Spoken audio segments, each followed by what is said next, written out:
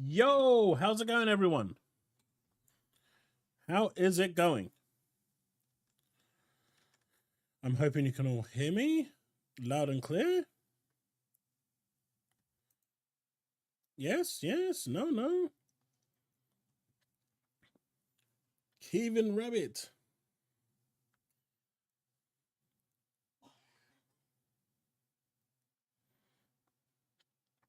Kisan Roboto.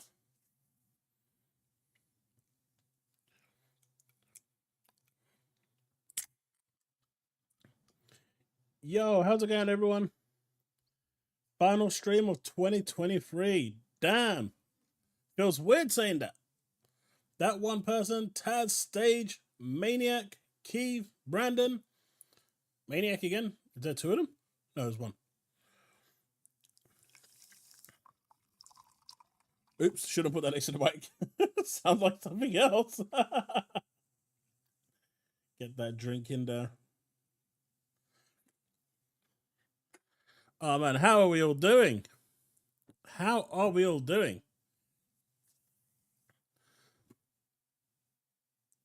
It's going to be a pretty interesting stream today. We've got quite a bit to get through.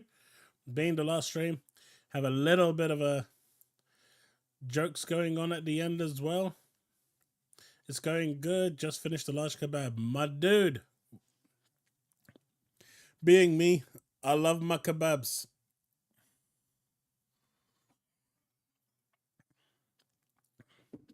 But you could tell that, right? Already. Just by looking at me. You could tell that, right? So, lots going on this week. But hopefully you lot all had a great Christmas. You're looking forward to the new year. We might have one more spicy video for tomorrow. But otherwise, things are going really well for me. Hopefully next year, I mean, it's so far away at this point. When I say next year, it sounds like it's like a whole like 300 days away. But looking to upgrade to a third monitor to actually make streaming that bit easier. If you actually saw the cramped space I'm actually in, it's ridiculous, but I'm going to try and fit a third monitor here, maybe hook it up onto the wall or something so I can just see more stats and stuff and more details. But things are looking good. Production is going up, and a massive thank you to everyone that has stuck by me this year. We hit 6,000 subs, which is pretty amazing.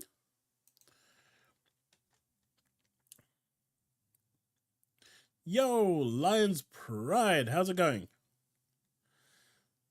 So, for those of you that haven't seen this yet, well, you'll have seen the actual video, but today we can now begin the work of bringing Activision Blizzard King's iconic and groundbreaking games to Xbox Game Pass. We can't wait to share more details in the coming months. Now, this all sounds amazing, right? It sounds great. And obviously, it's going to take a while to get all of Activision's games onto Game Pass. It's not going to happen overnight, unfortunately. It's not going to be something that just drops and everything is going to be there, because we have this over here, which paints a different picture. Every month, a selection of games from Activision Blizzard's catalog will join Game Pass, featured in a specially created section to celebrate this incredible event properly. Now, obviously, this doesn't tell us if we're going to get, any of the actual, 2023 titles like Diablo 4, Call of Duty Modern Warfare 3. We don't know. So that's still up in limbo. We don't know when they're going to arrive, or if they're actually going to arrive towards the end of the year and then look at future games as they come. It's an interesting one that we're going to have to keep an eye on and see how it goes. But, if they put the Transformers games on there, I'm set already. I'm happy. I can go on and be happy. That is all I'm saying. But how do you guys feel about this?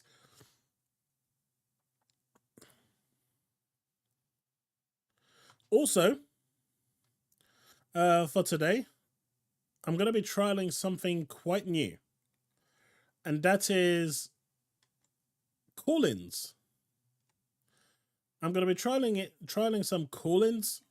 I've got it all set up. The only thing I ask is for no background noise, screaming, screeching, you know the usual stuff. There's a section in my Discord where I've opened up for people to just place themselves in. So on topics where we can actually have discussions, I'm going to invite you guys to jump into that section if you want to jump on air and just have that discussion, air your point, and, see what you all feel. Yeah, I'm really looking forward to the Transformers 1 stage because they should be good. They should.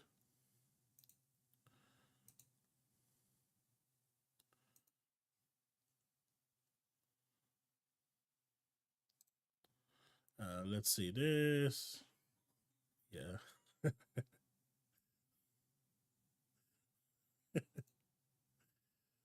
Okay. I will. Taz, can you sort that out? Or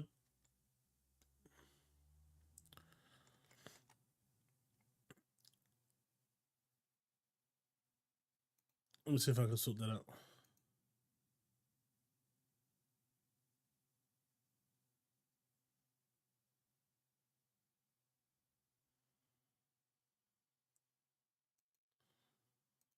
Let me grab a link.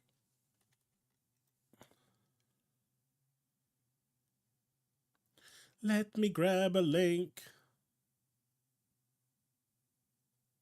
Hey, Wayne's World, Happy New Year, my dude. Happy New Year to you as well.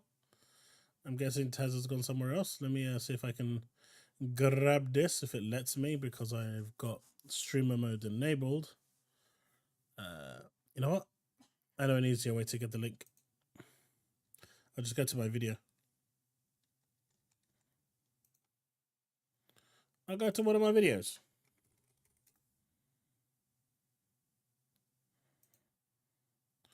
Birdie,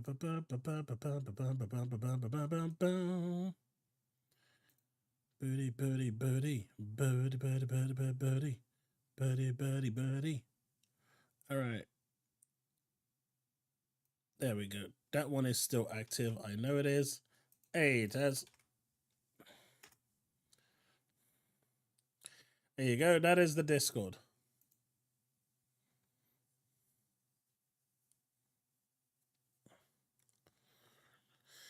Okay. Let's go back to the channel so it doesn't break anything, because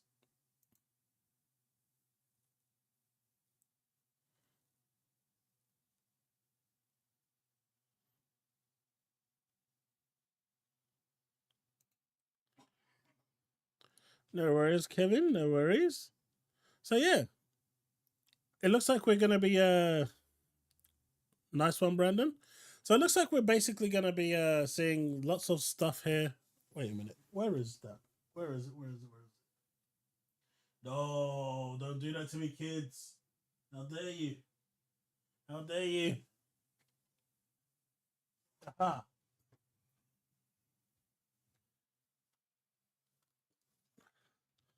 Because for some oddly reason it is baking hot. Probably because I had some chilies just now. But you know what? Those feta stuffed cheeses are fucking amazing.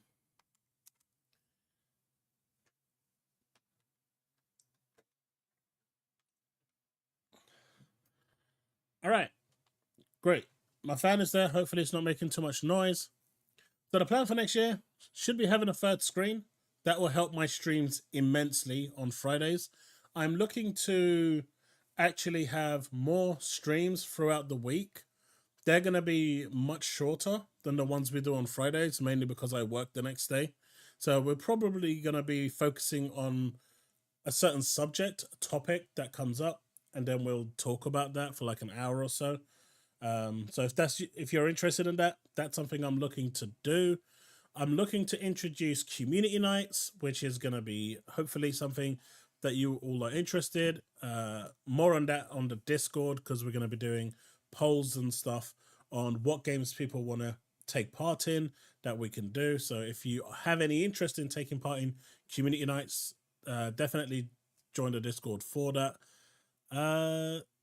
Yeah, so hopefully next year we're going to actually ramp up production on these streams quite a bit, so we can have some gaming stuff, more discussion stuff, get you all more involved with this actual discussion stuff, which I'm starting today, get you in on the actual calls. So hopefully this will actually be music to your ears, because it's definitely got me excited. So I'm definitely ramped up for even more. Today is Bobby Kotick's last day. They threw him a party. I mean, they're not just going to boot him, are they? Come on.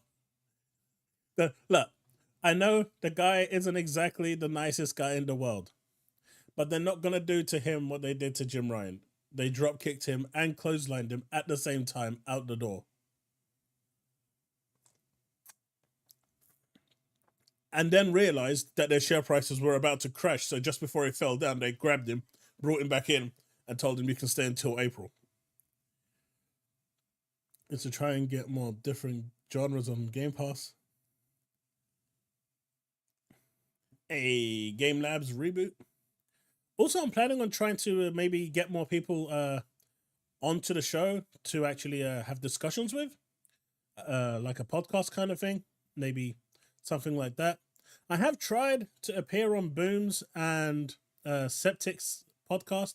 I've reached out to them a number of times. I know a number of you have been asking me to actually, do like a collab with them or go on their show. Unfortunately, they haven't reached out to me yet, so there's not much I can do there. I have made the effort to try and reach out to them. I have been snubbed, it seems, more than once, so maybe one day, but not today. You know what, Lion? I read that as I'd be up for diabetes on gaming. Debates on gaming. I got diabetes on the mind. Sony named Spider-Man 2 Game of the Year for gamers. Yeah, that was embarrassing. That was embarrassing. So we've got this over here, which is actually pretty damn cool. I recommend a YouTube called N7Kate. She is an awesome YouTube. Oh, nice. I'm gonna open a section up on Discord for collaborations. Definitely paste it in there, because I'll probably forget, but I'll try not to. And I'll see if I can reach out to her and see what she does. Have you heard of the amazing news? Elon Musk has purchased Facebook? No way. Is that for real? No way. You're joking, right? That's a joke, right?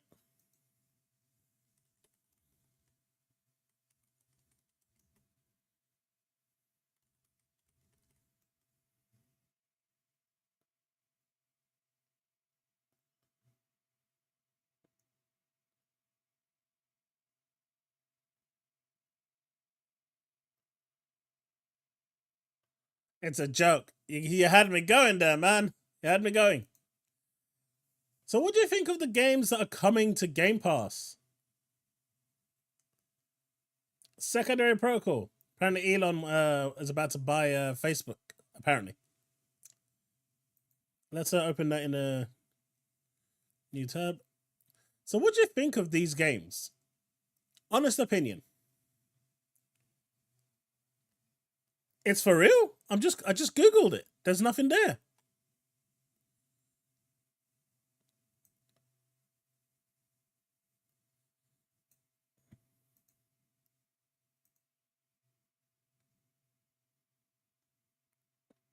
Dude, I think someone's pulling a leg. That would be like the biggest news ever.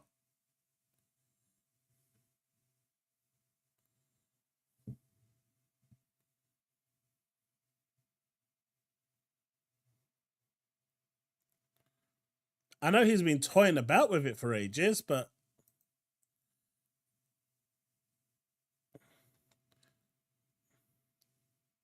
yeah, there's some stuff from like April.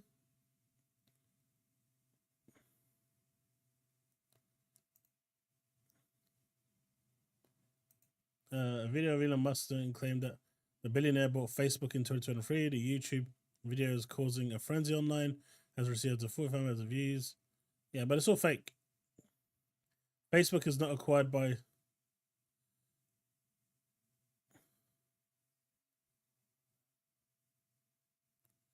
Yeah, it's not real. Hey, Rabbi, how's it going? I'm doing good, thanks. How are you yourself? So I was looking at this list, right? Not the Activision ones yet. Just this one over here. So these ones here are the ones with the actual release. Well, some of them have release dates, not all of them. Persona 3 is going to be good. If for those of you that haven't played it. Yeah, he is very busy destroying Twitter. Persona 3 is going to be good, but it is an old game. So that is going to be a hit and miss. Lightyear Frontier could be okay. Stalker's going to be good. If you like your JRPGs, Aiden Chronicles is definitely one. I don't know anything about these. Flintlock, I've heard different things. Still Wakes the Deep. Now, I've heard stuff about this that could be interesting. Keep going. City Skylines 2, wasn't that like unplayable on PC? So it's going to be interesting how it is on console. Ara History Untold. I'm guessing this is an RTS game because I've heard the name numerous times now, but not much about it. Avowed is a weird one I want to talk about, actually. So we'll come back to that because, believe it or not, something that Reforged said actually struck with me. You got Dungeons Hinterberg, which actually really interested me when I saw that at the thing. And then as we go along, we've got Towerborn, which I'm really looking forward to. Definitely one we're going to be playing at a community night one time. Hellblade 2 for sure. Replace for sure. I mean, everyone is going to play Pigeon Simulator, right? We're all going to be playing Pigeon Simulator. Ain't not one of you out there that's not going to be getting that 1,000 gamer score on Pigeon Simulator. I don't have any favorite genre. I will play everything. I don't have a favorite genre. Hey, Rebby, I wish you a happy new year as well. I mean, I remember playing Persona 3. I actually borrowed the PS2 version, the Fez edition, from a friend. Still got it, actually, because he never wanted it back. He just said I can keep it. But when I put it into my PS3, you know, the fat PS3, the one that looked like a spaceship, I got mine imported from the US so I could play my American games. Because I pretty much imported everything back then. Screw 50 hertz. It was all about 60 hertz, right? And that was one of the few games I actually wanted to play on there that I imported it for. And it was one of the only games that didn't work with backwards compatibility. I was so butthurt.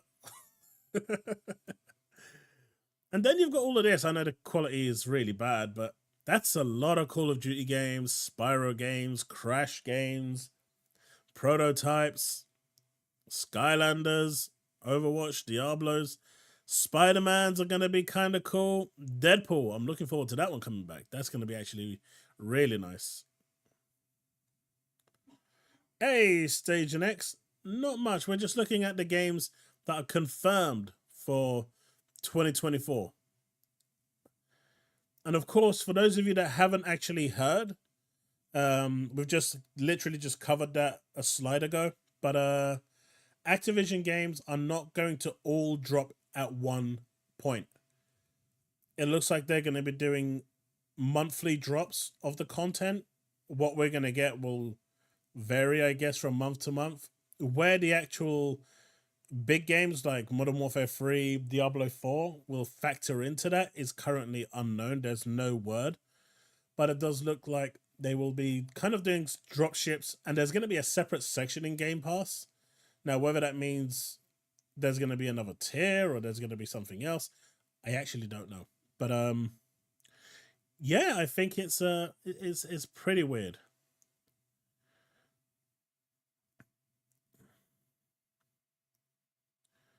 Yeah, exactly, Nate. I think that's what they're going for. But I think what most people are curious about is when the latest games are going to drop. and I guess we'll find that out as time goes on. Game Pass or PS Plus, which is irrelevant. Which is irrelevant. Price and games on PS convenient. Xbox console. I think both have a place. I think Sony eventually is going to realize that the model that they're going for isn't working. And I think we've all seen this year with the 50 million consoles sold that it's not working. Sony has this mentality, right? And it's, you know, the logic makes sense. The more consoles you sell, the higher, you know, volume of games you're going to sell.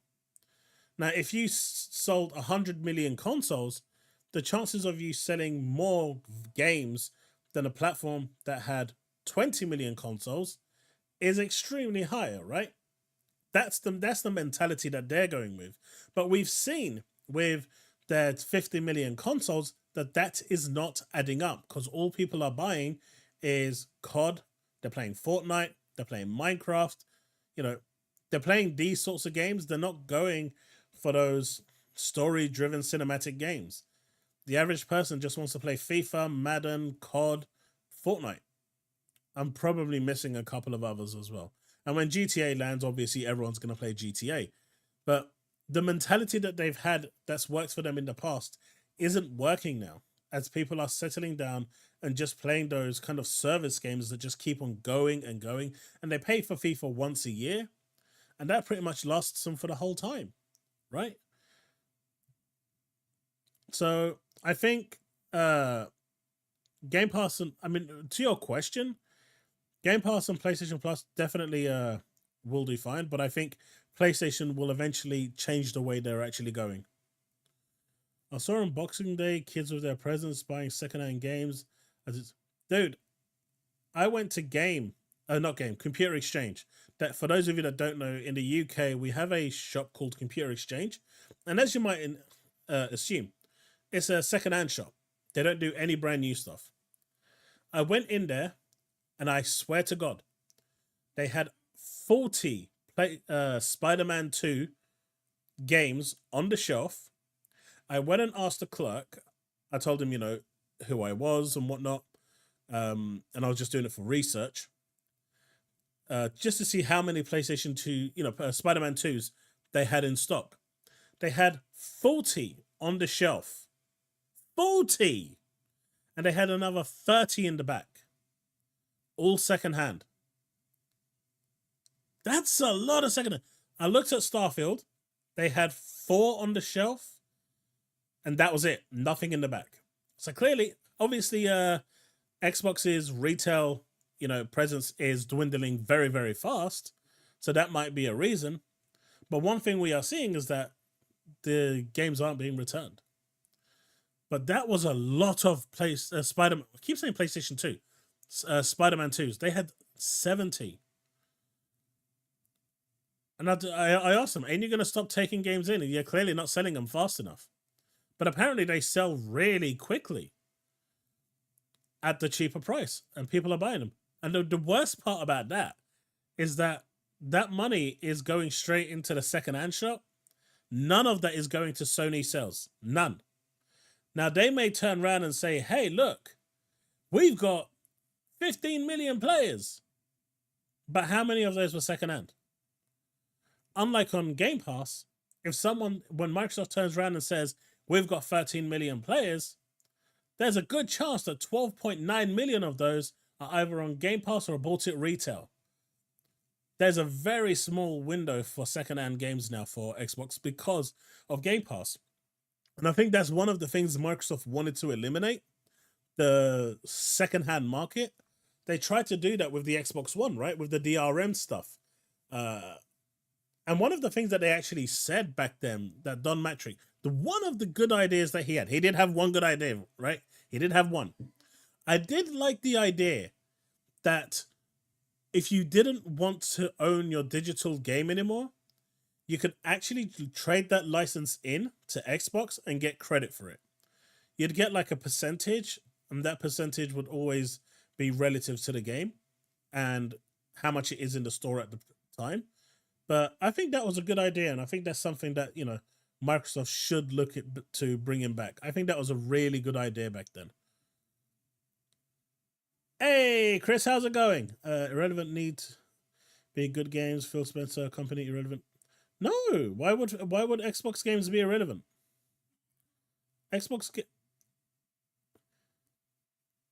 You obviously need good games to sell Game Pass. Oh, right. I see what you're saying. No, games need to be good. Bad games are just not going to hold people. And yes, it is Phil Spencer's job to make sure that those games are good and delivering. I wonder how many of those consoles are actually being played and not in a scalper's warehouse. That's a good question, Stage. That's a good question, but I'd probably estimate somewhere in the region of about 500,000, maybe at max 2 million, maybe, right? I can't imagine the scalpers having more than that, honestly. Worry about making good games in the future. We've covered that. Sony can't keep paying out millions of dollars to third party for exclusivity. Their player base isn't buying those games. Final Fantasy 16 is a good example. Xbox has enough first party now, so they can save. React, I agree, but they still need those third party games. Now look at it. Just hear me out, right? Just hear me out. Xbox has all these games coming in 2024 that you can see on screen. They've also got all of this coming at some point in 2024. Now imagine if they then had third-party exclusives on top of this that wasn't part of another platform coming in 2024. That would just push more and more people to Xbox. You know, I'm not saying Monster Hunter should be exclusive. I'm just going to throw out some names, just giving an example. So don't clip this, and if it gets clipped out of context, I can't really do anything about that. But imagine something like Monster Hunter or Street Fighter or Final Fantasy, you know, or the next Metal Gear being exclusive to Xbox and not available on PlayStation. That would be a big deal. The next Resident Evil exclusive to Xbox. That would be a big deal, right? We know that we've got these first party games, and you know, there's games like Odyssey from Blizzard that should be first exclusive as well. But those third party games still have a huge hold in the community, and having those made exclusive to the Xbox ecosystem, even if it is a timed exclusive, which is how I think all exclusives that are third party should be, mind you, you know, 1 year timed exclusive, whatever. That is a big win, and that will drive engagement to you. Dwayne, I do live, my dude. I do. Do you remember when CEX was getting in trouble for price gauging? Oh, that was ridiculous what they were doing. For those of you that don't know, what they were doing was they were, at least where I live, right? So you had Computer Exchange here, and opposite them directly you had Game. They would go over to Game, buy their PS5s, go back to their store, break the seal, and then sell it for double the price because now it's secondhand. That was dirty.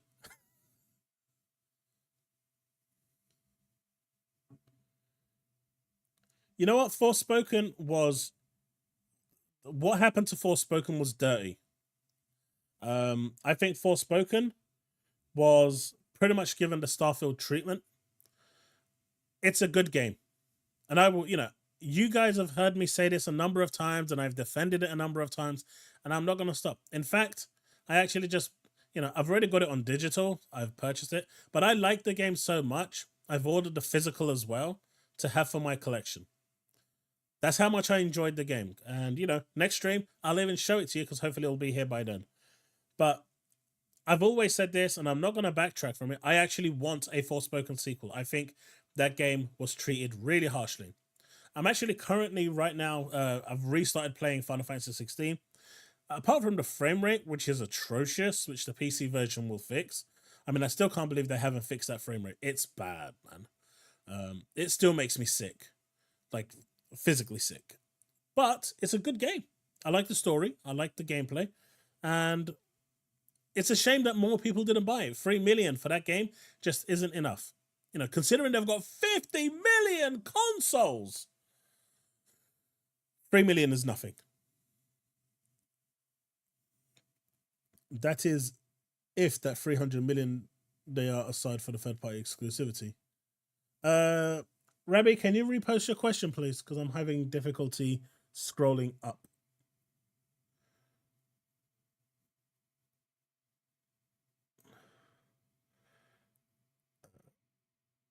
Why do multi-plat games give Sony extra stuff that they can't get anywhere else? Why do they get professional treatment? Lion, it's because they pay for it. It's that simple. Sony pays for that. But you know, like on Hogwarts, where they were they got that extra level for a year, or on COD where they got that extra game mode for a year, they actually physically paid for that. Some third party may not want to go exclusive since it limits their sales. Again, Final Fantasy lost sales. React, the simple solution to that is this. Have you heard of the term loss leader? Have any of you heard of the term loss leader?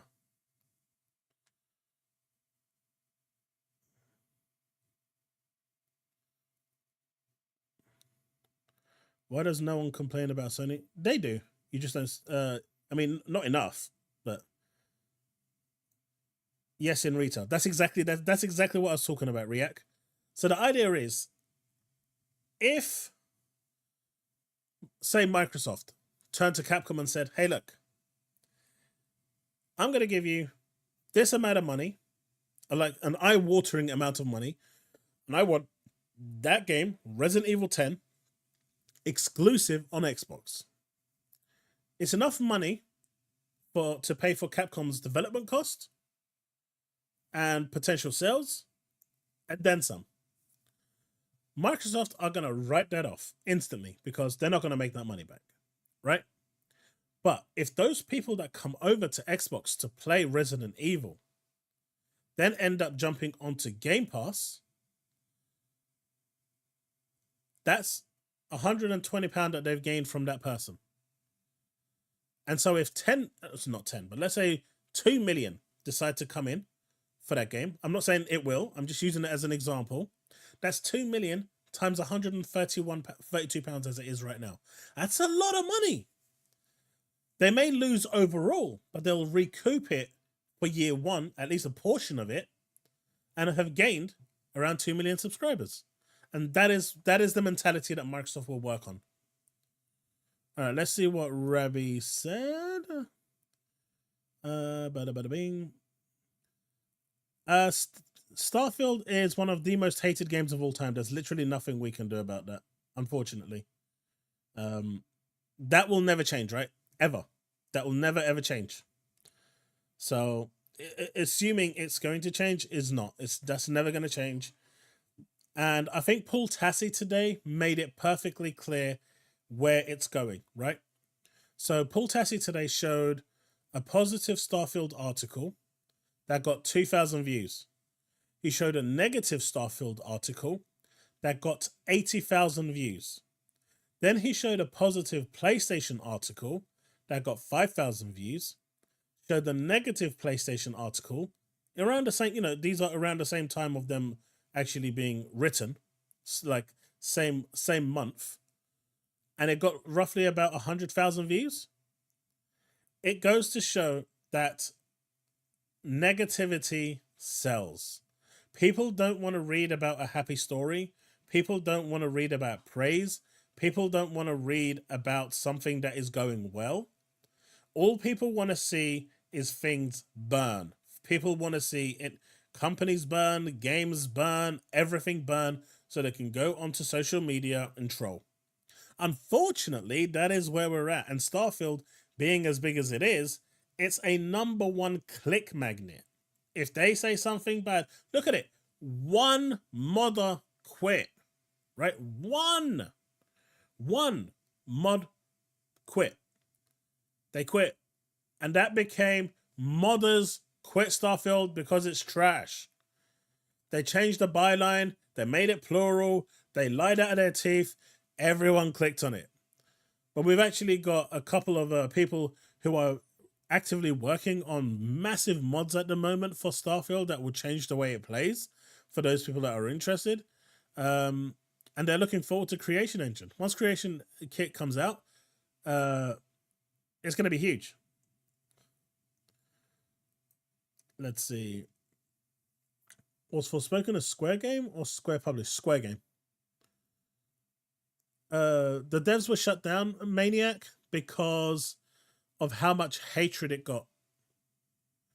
Forspoken is not going to get a sequel unless it sells really well on Xbox. Forspoken, is it even coming on Xbox? I don't even think it's coming on Xbox. But I do hear it's improved a lot. Edward, I would say if I was to list my top 10 games of 2023, Forspoken would be in there. That is how much I enjoyed that game. It has faults. Don't get me wrong. No game is perfect. Some faults are jarring. But for me, that game would rank in my top 10 for 2023. I really fundamentally enjoyed that game. I enjoyed the character development. I enjoyed the bosses. I enjoyed the gameplay. I enjoyed the skills.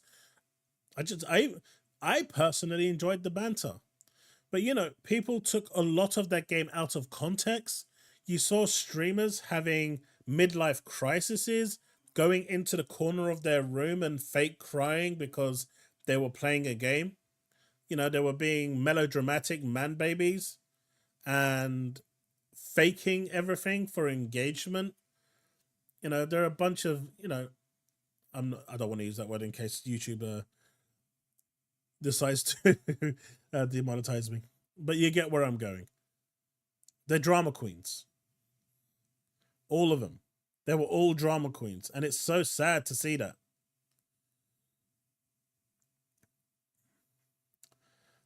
Bethesda cannot fix the loading screens. It's impossible. The bugs, yeah, bugs will be fixed over time if they can be bothered, or the modders are going to fix it.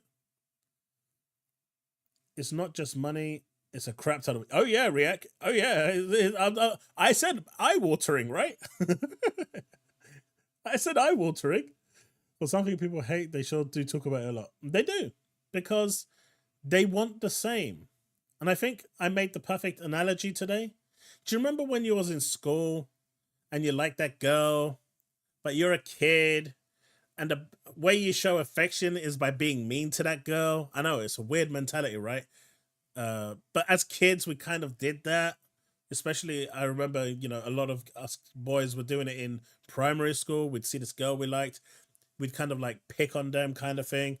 I see it in that way with PlayStation fans. They know what they've got next to them is subpar with PS Plus and Premium. They know it's not up to, you know, standard.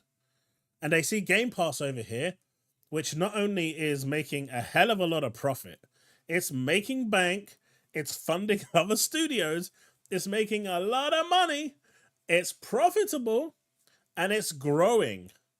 And it's easily the best service on a, you know, subscription base that money can buy. And they want it. If, you know, when we see games like the next Call of Duty Gulf War dropping day and date on Game Pass, that, you know, Diablo expansions dropping day and date on Game Pass, that's going to be massive in terms of just value on Game Pass, right?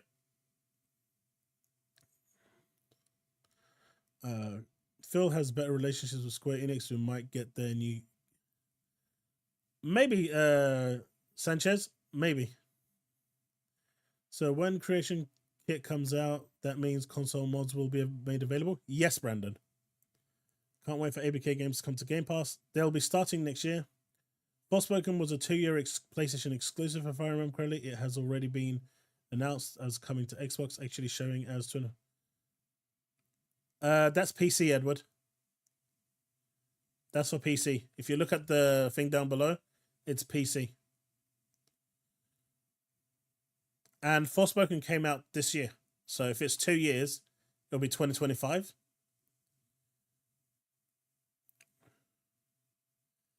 They probably won't fix all the problems, but I can guarantee that they can't fix the loading problem. Well, not the big ones anyway. If Xbox gave PS5 its first-party games, the ponies would spin it that Microsoft is going out of business instead of it enjoying the fact that they have more games to play. Exactly, React, exactly.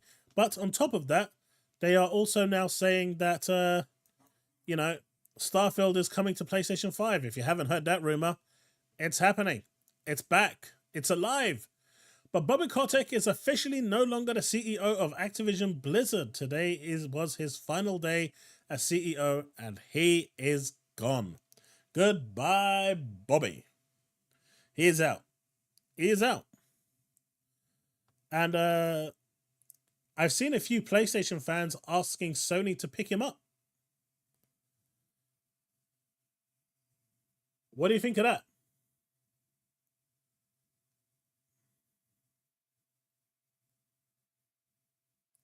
I've seen quite a few Sony accounts wanting them to pick him up because apparently he's really good at what he does.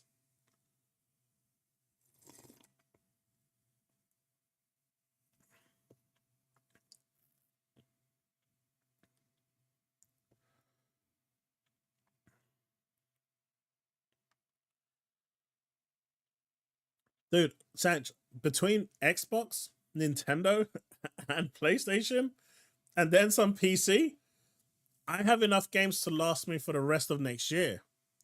Unfortunately, I don't get to game 24/7. This Christmas break, I've actually taken it quite easy, catched up on a lot of TV shows, spent a lot more time with my kids because, you know, they go to school, I'm at work. By the time we get back from work and school, they do their homework, have something to eat, have a bath. It's almost time for them to go to bed. So all we have is the weekends, and that's not really a lot of time. So this Christmas, I've put a lot of time aside. We played a bit of Mario together because, you know, kids love Mario. And yeah, it's been a really nice change of pace, honestly, to just be able to sit down, chill out, and just do stuff with the kids. And so gaming for me has been a bit of a back foot these past 2 weeks.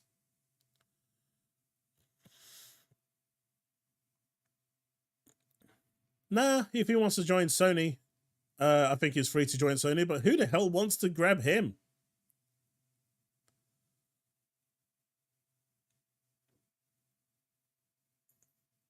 You know, who the hell wants to grab him? There's no way anyone wants gonna want to grab him, man. Maybe he's going straight to buy Island. I mean, you know what I mean? You seen Reacher on Prime? That's the next one I want to watch before I go back to work. I think I've seen episode. Is there 2 seasons of Reacher? Because I recall watching season 1 some time ago. I recently watched Loki season 2 and the whole of the What If series, but Loki season 2, oh my god, that was phenomenal. Next game I'll be playing is Baldur's Gate 3 with my boyfriend and another friend. You know what? It's weird because I've played Baldur's Gate 3, the free trial. It wasn't for me. I do want to buy it, but I'm so strapped at the moment. It's gonna have to wait until next year. At the moment, I've been looking for the collector's edition of Shadowbringers for like the past 2 years because I missed out on it due to reasons. I finally found it for £230, so I picked that up.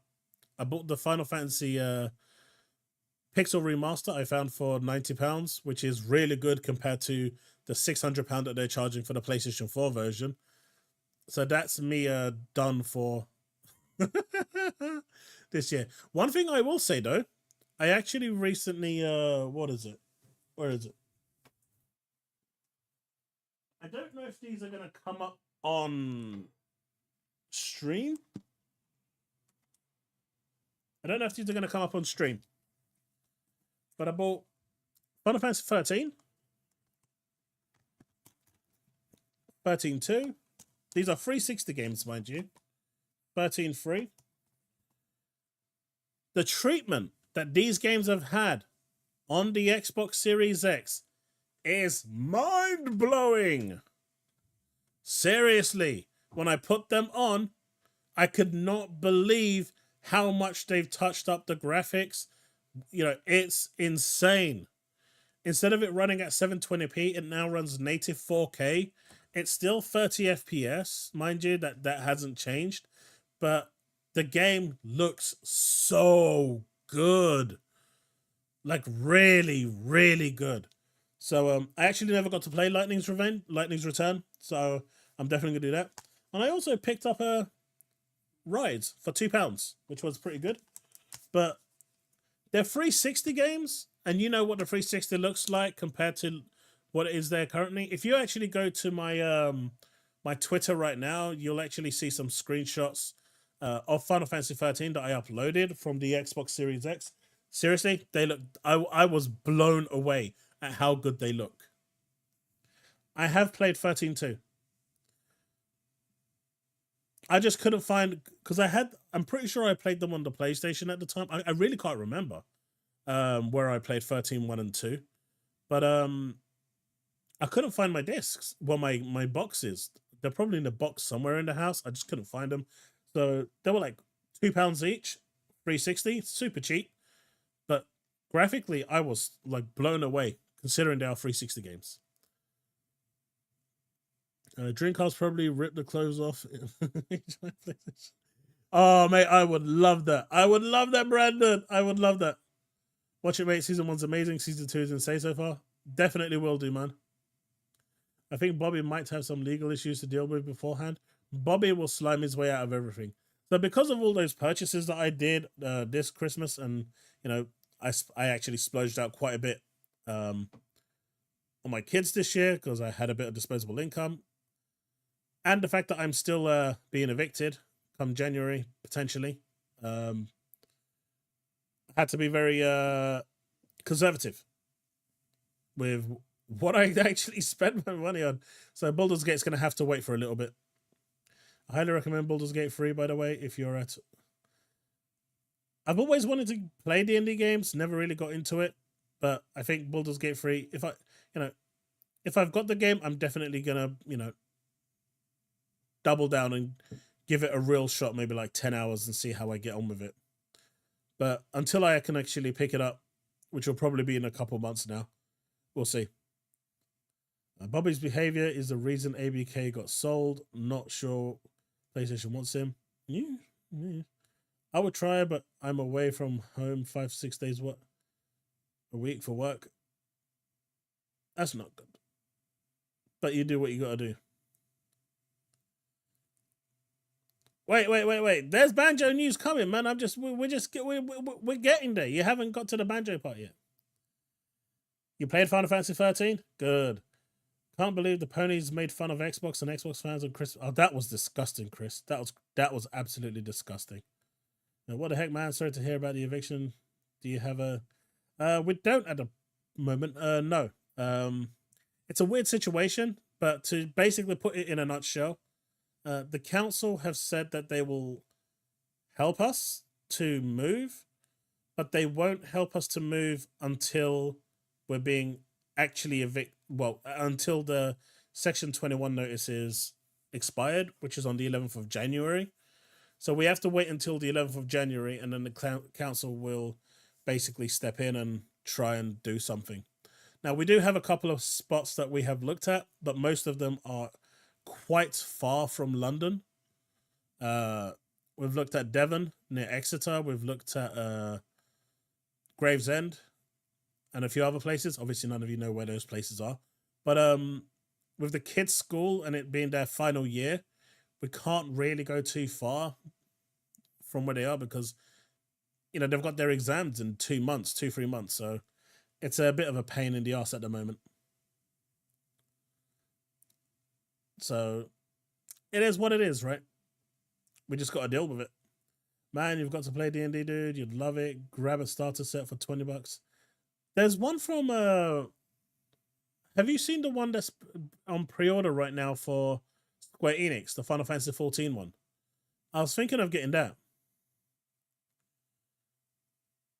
Jiggy's in Time. No, I haven't. I'll have to check that one out. What platform is it for? You see no bearer instrument? We'll get there. We'll get there, Devastator. Well, Phil Spencer job gaming.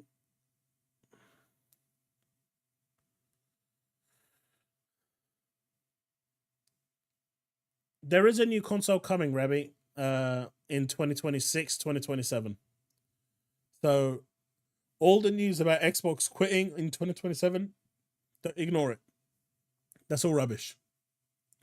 I haven't played any Final Fantasy games. It reminds me of Devil May Cry. I will try it out when it comes to Game Pass, though. Final Fantasy is, I mean, they're all different. But 1 to 12, I guess, is turn-based. 11 is online. 13 is, again, turn-based with a bit of a twist. That's when they added the stagger system into it. 14 is another online. 15 is kind of free combat. 16 is free combat. Well, 16 is just an action Devil May Cry game. 16 is the only one that's actually fully action. Move out of London, mate. I would wait till they finish it. It messed up.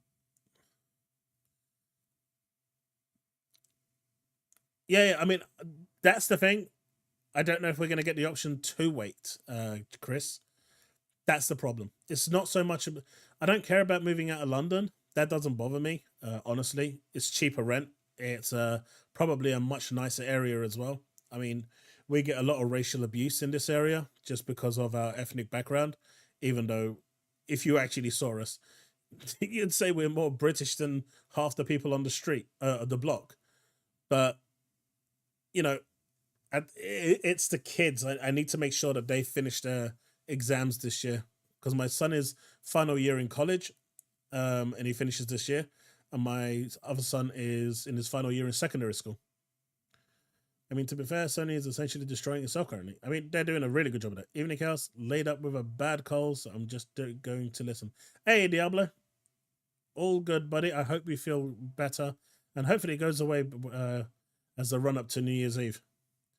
It's actually a ROM hack, which basically makes Banjo-Kazooie on N64 have a new story based on Ocarina of Time. Oh, nice. Why should we quit?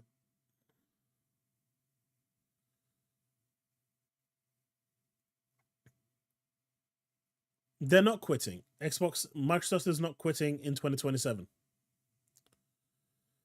Came south, mate. Enjoy it. Yeah, houses in Devon are nice. Still don't understand. What I'm saying is that Phil Spencer will not quit on Xbox, and we are going to get another Xbox in 2027. Okay, so what do you think of this one over here? Because this one's been doing the rounds at the moment, right? Somebody played Starfield for 872 hours. That's 7.6 hours per day since release. They put more hours in 4 months than all PlayStation first-party games combined, and they don't recommend it. How do you play a game for 872 hours and not like it? I'm confused.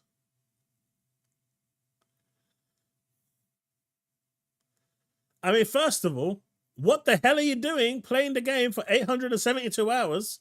Right? That's the first question. And secondly, how do you play a game for 872 hours and then tell me, yeah, I've completed everything the game has to do. I don't like it. And then you've got the ponies trying to justify this by saying, well, now you have an informed review. And it's like, get the fuck out of here. There's no way. Interesting, Leaf Storm. Ocarina of Time is my favorite Zelda of all time. It would be like me saying I hate Project Zomboid after playing it for 150 hours in 2 weeks. It's crazy, right? That player wanted to get some attention. I know, but it's crazy. And this one here is something that the Black Viking said. For those of you that may or may not know him, but I think he's onto something here, and I'm wondering if this is actually a loophole, because this could be a really bad loophole for PlayStation.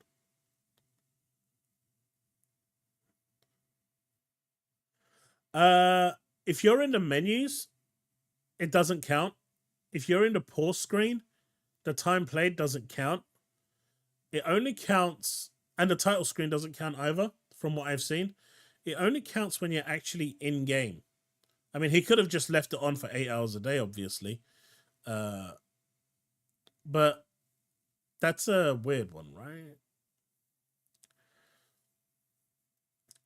So Xbox releases its next-gen console 1-2 years ahead of PlayStation 6. They bundle it with a next-gen only Call of Duty. The next-gen COD is only released on Xbox Next, Switch 2, and PC, because PC can play next-gen. Switch 2 will be next-gen. Xbox Next will be next-gen. PlayStation 5 or PlayStation 5 Pro will be last-gen. Will the parity clause between Xbox and PlayStation still apply? Because it's generation to generation, right?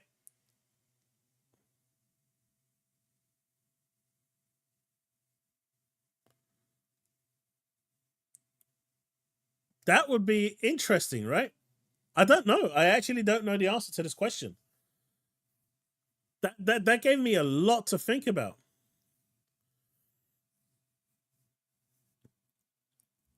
Because if the Xbox Next comes out in 26, okay, you can go off now because and the Switch comes out as well. Those are next generation consoles. How it's going to run on the Switch 2 and not on the PS5 is a good question. But if they make it next gen only and it uses, tech that the next generation graphics drivers, graphics cards in these consoles have that the previous gen doesn't, let's just say, I don't know, RDNA 4, for example, then will PlayStation want to have the inferior version of the game or just be skipped entirely?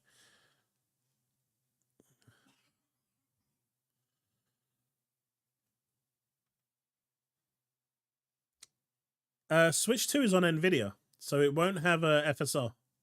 Well, Switch 1 is on Nvidia, so I'm going to assume Switch 2 will be on Nvidia as well. When coming out, we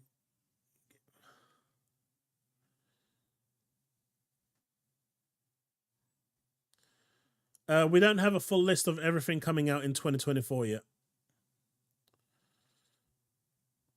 We don't have a full list. We will probably have a list of the first quarter with the developers direct that's coming early January, I assume, because they're going to have to get it out at some point in January.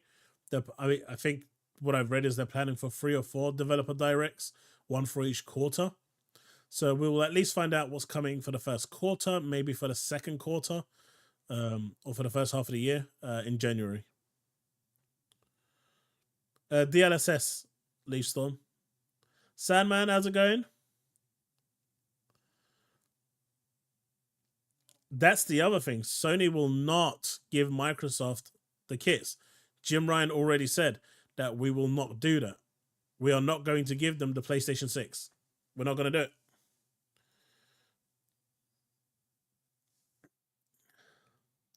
So that's actually going to be really interesting, because at that point, Microsoft technically is not breaking any regulations. They're not breaking any rules.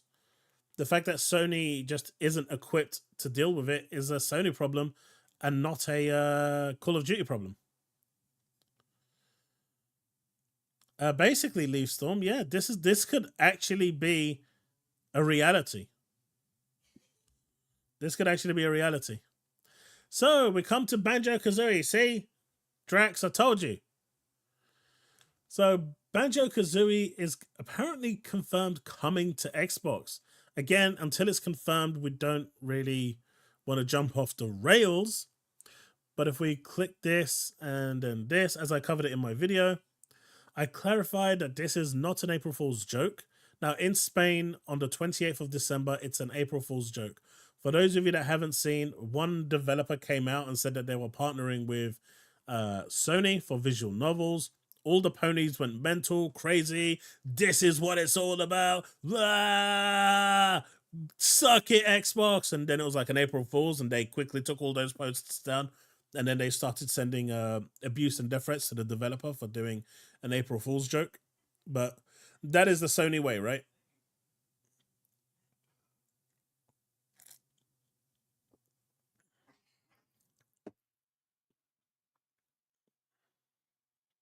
Or they're just going to get a last gen version. Devastator. I think Elder Scrolls 6. I think Blade. Both. I think the next Halo is going to be a launch title for the next Xbox. You can take receipts on that as well.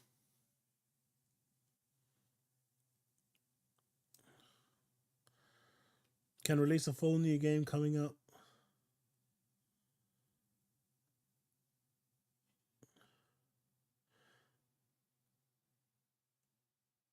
We don't have the full roadmap for everything coming out for Xbox in 2024 yet, Rabbi. We've just got dates that say 2024, but they're not concrete. We only have a few third-party games that are confirmed, but until the developers direct, we just don't know. If you're talking about Activision Blizzard games, we're going to get a whole bunch of games coming throughout the year, not all in one go. Fallout remakes could shadow drop too. Yeah, they could definitely. They're probably going to be shadow dropped, right? That actually makes sense. I doubt Microsoft will stop COD launching. I don't think they will. We'll see that as breaking the spirit of the deals. Well, technically, yes and no. There's nothing they can do about it. If they're using tech that is beyond the PS5, it's no longer about parity. Sony just needs to release a thing, better version, or they can play an online version of the game through the cloud. But don't forget, Phil has already checked internally. All it requires is 2 million subs from Camp Blue to come over to Game Pass, and that covers the cost of not releasing it on PlayStation. I know 2 million is a lot, but that is what it would take. Scales off the PS4, they will simply make an upscaled version of COD without mesh shaders. PlayStation doesn't have mesh shaders. There's literally no support in that hardware for mesh shaders. That's why Alan Wake actually runs better on Xbox than it does on PlayStation. We're gonna get some in January, Rabbi. Not all of them, but some of them. And then every month, Activision Blizzard games are going to be dropping every month. I think Stalker 2 is coming out first next year. Hellblade 2, I heard, is in May, but no confirmed date. That's the thing, Sanchez. There's no confirmed dates yet, so we can't really say much other than 2024. I do think both of those games are coming in the first half, but we'll see. Xbox could just say COD doesn't run on PS5, like, yeah. But they would still need to make an effort to put it on there. An inferior version. And at that point, the parity clause probably wouldn't factor in. And then it's up to the player base if they want to play an inferior PS4 version or an inferior PS5 version, or if they want to play a next-gen version of the game. As you can see here, Insider claims new Banjo-Kazooie game is coming. It's still an active project, but it didn't get the green light until early last year. There is a lot to do, and development can change a lot. Abandoned ideas, internal reboots, etc. So this is actually pretty interesting that, you know, Banjo-Kazooie was actually greenlit last year. When last year is unknown, but It was actually greenlit last year. January. It's going to be all the drops are going to happen every month: Jan, Feb, March, April, May, June, July, August, September, October, November, December.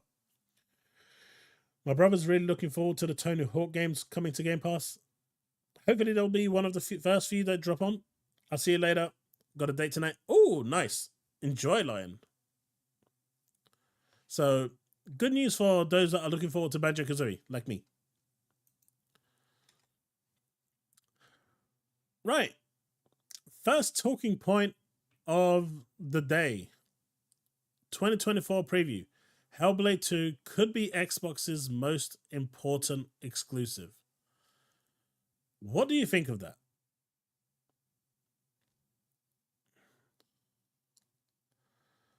We are Sanch.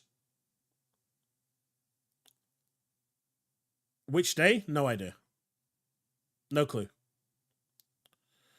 Whenever Xbox decide.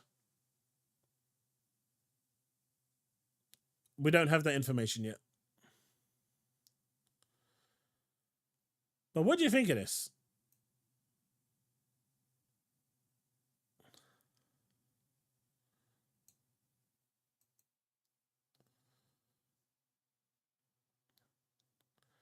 Because I think this is, again, trying to set up Hellblade for failure.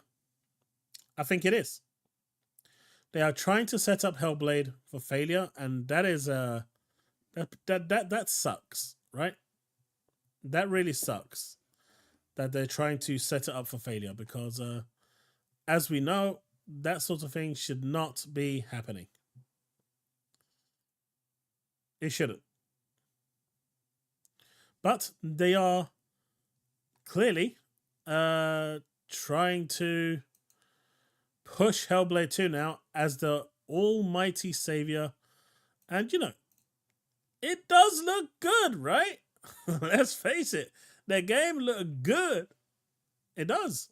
I'm looking forward to this. I really like the original. I'm a huge fan of the original.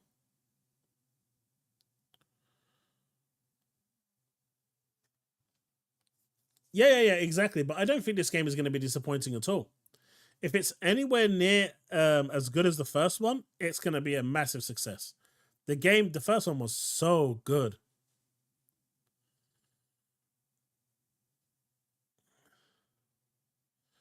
VGC have been saying the same thing about all Xbox games, setting them up for failure. Yep.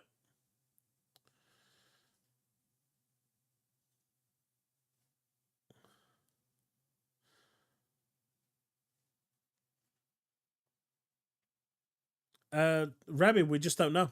I mean, it can come any time in January. All we know is that they are going to drop a bunch of games every month. That's literally all we know.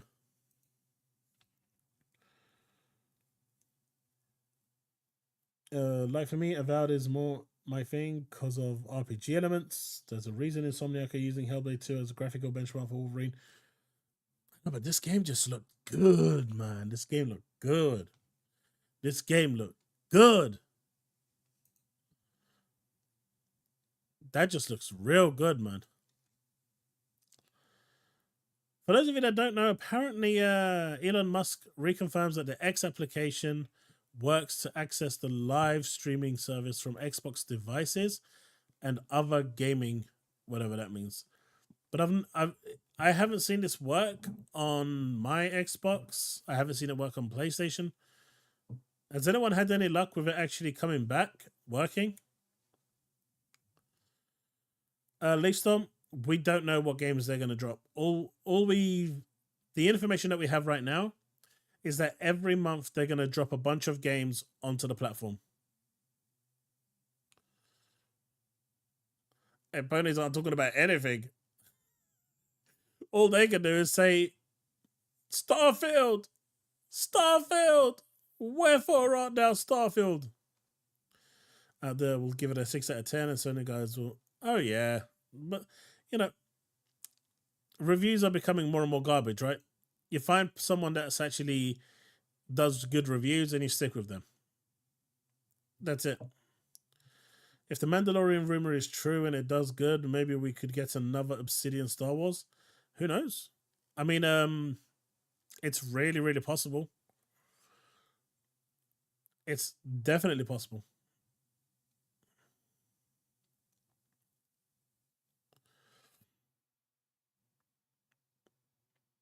I mean, Sony has mainly become a Marvel studio now, right? That's all they're relying on.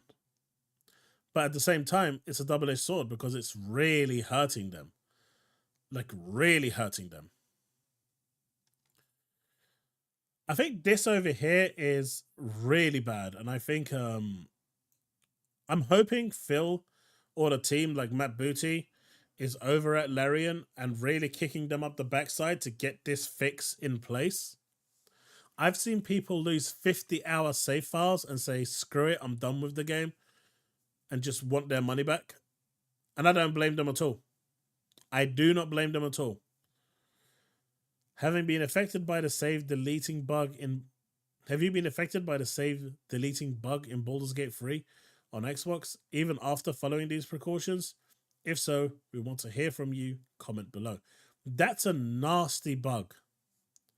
Like, if I lost a 50-hour save file, that's it. I am done with the game. I'm never going back to it.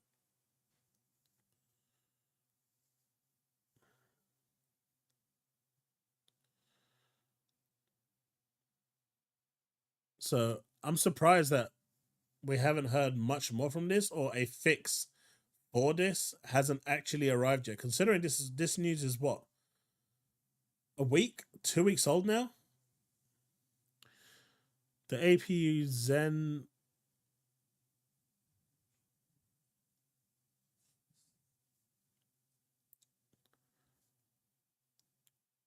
It possibly could be Rabbi or something even better. I think there was a similar bug on PC launch. Maybe. I didn't hear about it, Sandman. If there was, they kept that pretty hush hush. No details, Rabbi, on the next Xbox, other than the fact that it's coming 2026, 2027. Those details won't be revealed till either someone leaks them or closer to 2026. Seeing as ponies always blame things on the Series S, the save bug in Baldur's Gate 3 on Xbox is the PS5 fault. Hey, look. You gotta give the Series S credit where it's due, right? It's clearly the Series S's fault. I think we can all agree on that. Devastator, I fully agree with that. They should have had some live service games.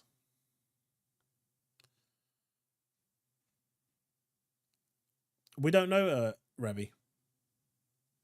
We don't know. I reckon they're working on a custom chip. So I don't think it's going to be a specific number or something that's available now. I think they're working on something a lot more custom and upgradable that can allow them to push further. I also do believe that they're going to integrate, cloud with that system. So it's part of the actual console itself rather than an add-on like we have currently with xCloud and the way it works, which is another reason why I think Game Pass, when the new Xbox launches, is going to change, and it's going to change drastically. I think in 2026 we may even actually see Xbox Live as a thing just disappear, and you'll only have the free tiers of Xbox Game Pass that you have right now. You'll have Core, you'll have Game Pass, which will have Microsoft Game Studios games. And if you want the full shebang with Activision, Blizzard, ZeniMax, EA Play, you go for Ultimate. I mean, being realistic, if they did that, does it really matter whether the live is there or not? People are going to want to go for the maximum deal. That to me makes a lot more sense. Power Boss, dude, how's it going? Welcome, dude. Long time no see. Saw a list of PS sales numbers for their games and pretty much showed that the plan for the X and S was a brilliant move. The plan for S was to infiltrate Japan, and I think they're doing okay with that.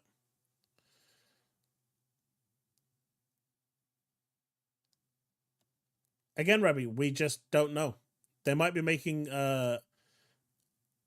custom chipsets. We really don't know anything. None of that information is going to be available until at least 2 years.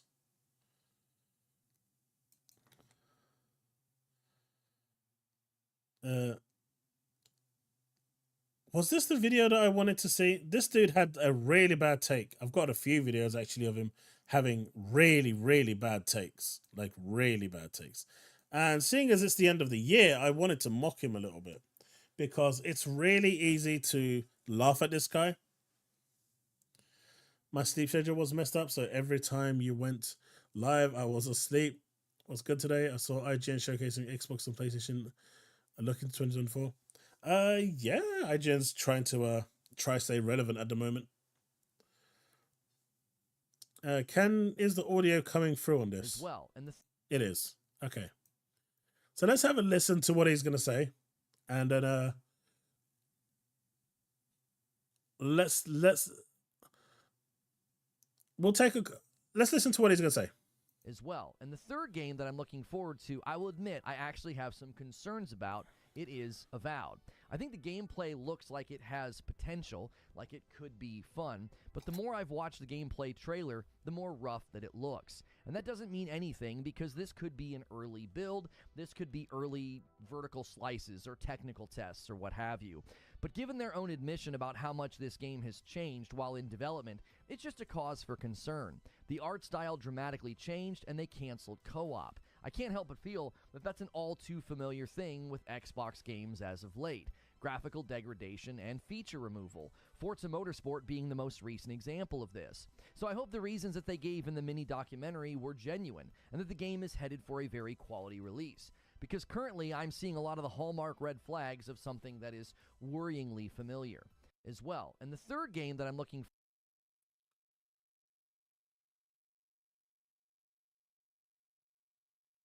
So, if anyone has some thoughts on this, now's a good time to jump into the call in for stream, and I'll take you in.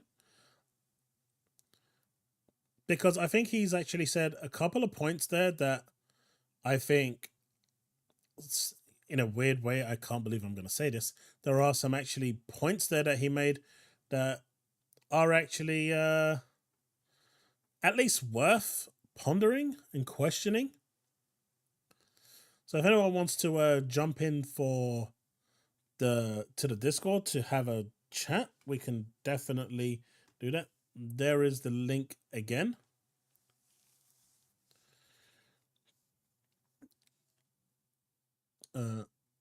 Wait, what Kong review? I don't know what Kong review you're talking about.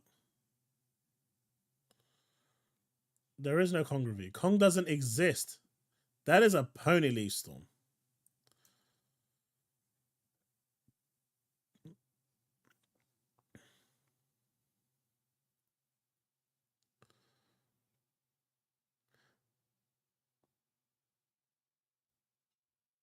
Calling him out, comparing this take to Factions 2 and Wolverine leaks instead. Now, I think two things, right? Number one, Sony ponies can't ever complain about missing features anymore, considering they've shipped 2 games with missing multiplayer. The original Last of Us and Last of Us 2 had factions.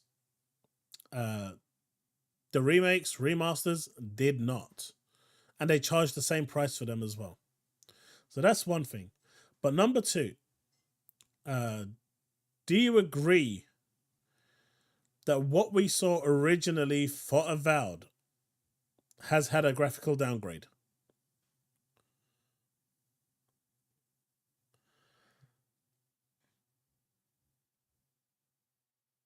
Absolutely not.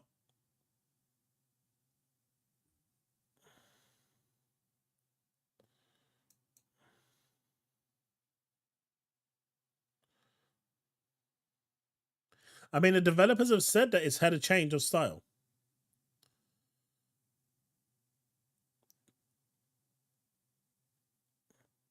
I think Avowed looks good.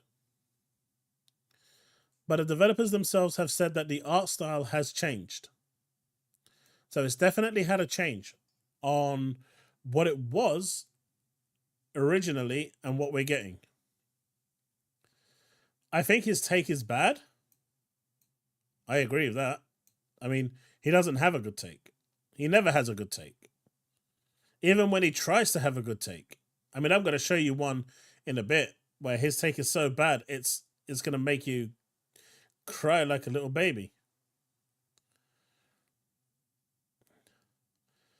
It's like saying Avowed is running in the previous... I mean, this dude turned around and said that Avowed looks like a VR game.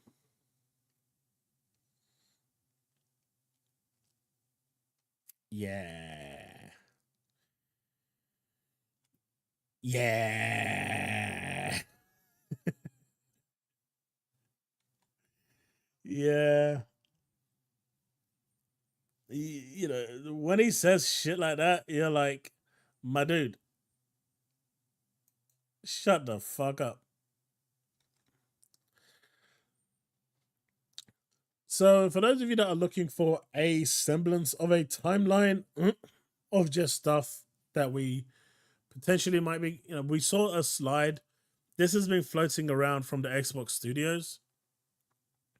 So, Towerborn, Ara, Flight Sim, Hellblade 2, Avowed are the 4 from the Microsoft Game Studios, or 5, I can't count, that should be coming at some point. This doesn't include, obviously, third party or Activision Blizzard.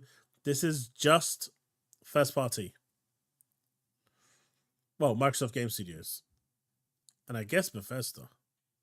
Although I don't see any Activision games in here, so it's just Bethesda and, ZeniMax and Microsoft Game Studios. That's not a bad couple games there, but we've obviously got big hitters like Clockwork, which are going to come next year, I reckon. I don't know if we're going to get Gear 6 next year. I'm hoping we do. But I reckon we'll get the Marcus Phoenix collection.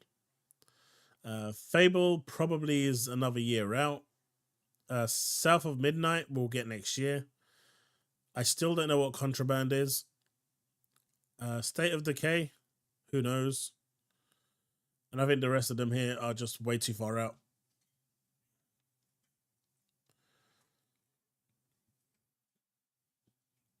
Edward, for Sony fans, the visual fidelity is everything.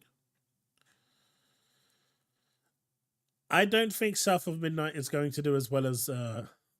well, I don't think anyone was expecting it to do well. The trailer that was shown just wasn't very interesting, I'll be honest.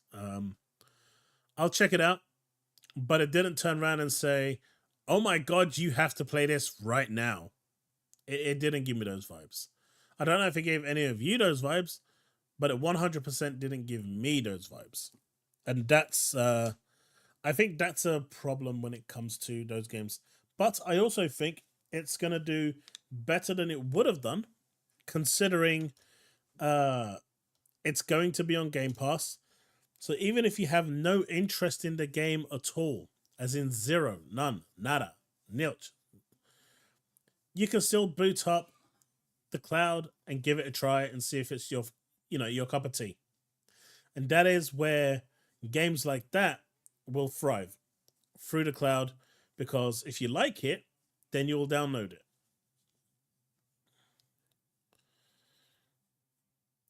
That's what I'm saying, Diablo.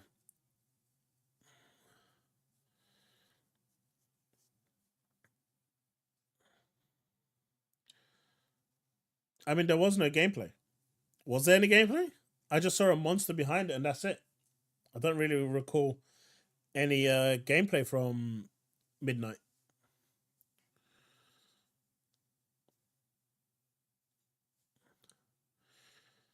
But yeah, I wonder if Sony shipped a game full $70 and said the selling point of this game is 4K 60 with ray tracing. The entire game, you press 2 buttons. Would they say it's good or bad? They'd say it's good, Power Boss, because it looks good. One thing I've noticed when it comes to PlayStation fans is everything is graphics. Everything. Like one of them today, I think it was, you guys have seen Karim on Twitter, right? I think his name is Karim. I'm pretty sure it is. he's been doing some stuff with the Steam Deck recently, getting Xbox, the original Xbox, to work on there. He's just got a new toy, so he's playing around with it. But he got xCloud to work on there. And then a PlayStation fanboy comes along and says, hey, look, why aren't you using GeForce Now? So I quickly pointed out, as I do, because, you know, I'm not even going to finish that sentence because it makes me look sadder than I already am. But I quickly pointed out that not all games are available on GeForce Now. And then he got quite upset with that statement, saying that it's people like me who are happy to play, what was it? Low performance trash that makes him sick, and good God, something along those lines. To which I responded, my dude, you've got like, what, 20 followers? No one gives a shit about your opinion either, because if they did, you'd have more followers. So shut the fuck up and move on. He didn't reply to it after that. He hasn't blocked me, mind you, but he didn't actually reply. But, yeah, Karim Jovian, that's the one. But, you know, I think he realized that no one actually cares what he says. I didn't mean to be as rude as I was to him, but I think he kind of asked for it. Is that captured on Series X? Which one, Sappho?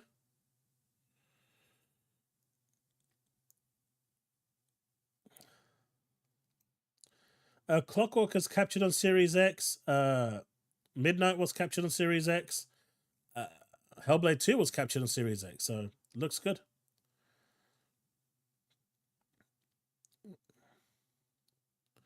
Lament of Innocence is good.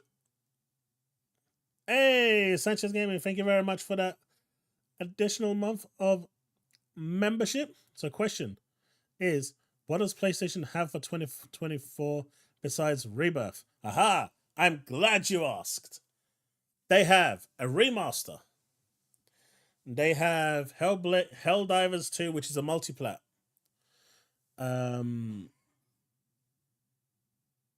What else did they have? They don't have many. They don't have much. Fable was captured on the Series X. The Foam Stars for me is hit and miss. I know people are going crazy over it. I can see Foam Stars going one of two ways. It's going to rocket and, you know, be a super successful game for Square Enix. Or it's going to have a really high initial reaction and then just die. The Rise of... Okay, so they got... Because I actually responded to this on Twitter. So they got Rise of Ronin, which looks okay, but I'm not sure about it. It's not a thing. Foam Stars is going to be... is a massive gamble. It's a live service game. It's not going to attract the Nintendites. It's not going to do anything for Xbox. And one of the few things that all of these games need is players. And what these companies don't understand, and Square Enix is one of them, because they keep doing the same shit over and over again. If you release a live service game, make the goddamn thing multi-platform so everyone can play. There is only one company out there that can get away with doing a multiplayer game properly that is going to live forever. Well, I guess you can say Xbox is doing that as well to a high extent. But I think they would do a lot better if they actually made them multi-platform. And that's Nintendo. Because they're weird. They're in their own corner. They just do what they do. They literally just turn around and say, hey, put an M on that box and it will sell. That's it. So we don't talk about Nintendo. But live service games need players. And that's why when you're looking at Microsoft, they're not restricting their games on Xbox. Because if they did, games like Grounded, Sea of Thieves, they wouldn't do as well. Halo wouldn't do as well. By opening it up to PC and cloud, they've broadened their reach. They've brought in millions more players. Whether all of them are playing it or not is irrelevant. But the point is, it's accessible to a wider audience, and you kind of want that. And I have a feeling that Foam Stars is going to suffer from that.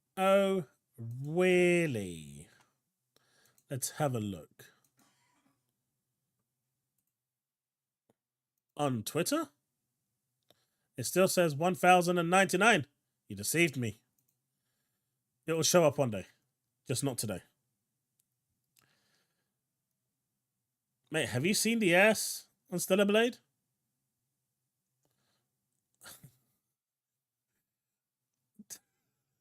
You know what? Okay. McQuack is a PlayStation fanboy, but he does play on all platforms, right? Just for you guys, he asked, what is the best JRPG experience of 2023? There's my response.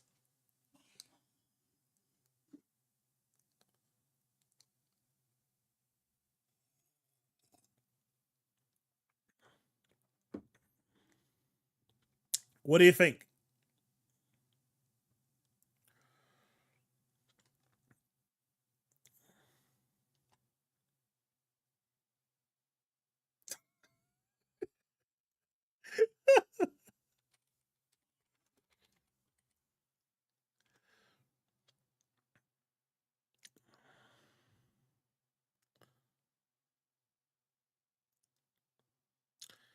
So you want a peek? I mean, we were coming to it later, but I guess we can add something in there for the time being. There you go.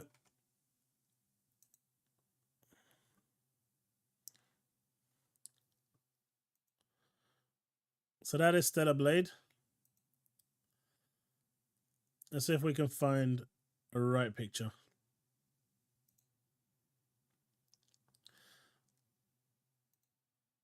That one, fine ass. That is what PlayStation players are excited for this for. And that just looks like a humanized vagina. But I think that right there sums it up. Right?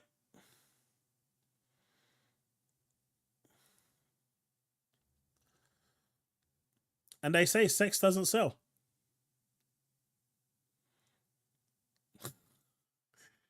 Oh, yeah, right. It does, right?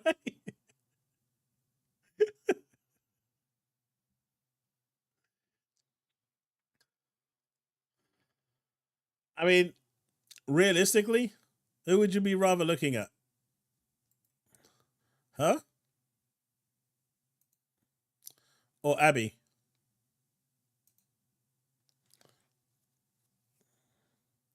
Oh, that's the thing I'm worried about, Joseph, because everything now is being censored by PlayStation. If this game gets even more censored, I think it can actually hurt the game quite a lot. I mean, that looks insane.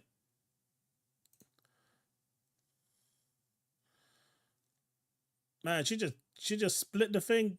Man, that thing is on its period. Anyway, moving on.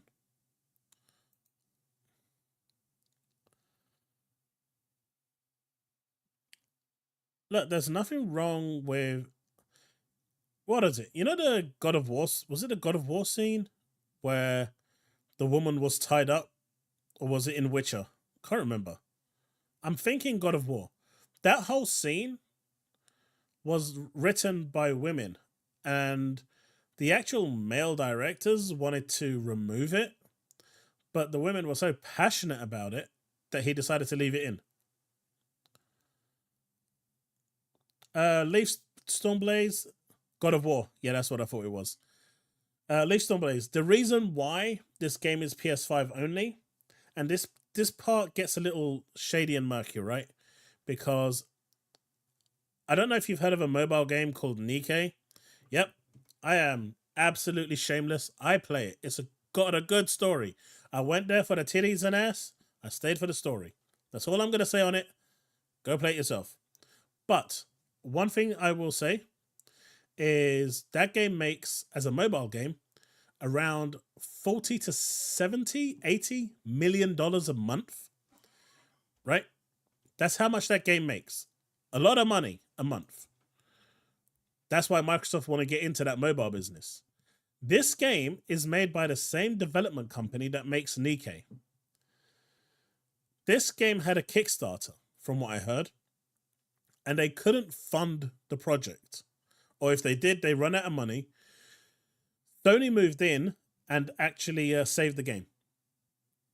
Now, the part that doesn't make sense to me is if you're making $40 to $90 million a month on your mobile game, and that's through microtransactions only, how can you not afford to build your game? But apparently Sony sent in, paid for a portion of the development. They actually sent in a part of the development team to help them out. So maybe it was more than just money. Maybe it was a skill issue. But I'm sure they could have hired someone, right? But at the end of the day, if Sony didn't intervene, this game wouldn't exist. Now, should Microsoft have intervened? I absolutely think they should have. This is the type of game that will appeal to the Japanese audience. And they made a big mistake in not doing that.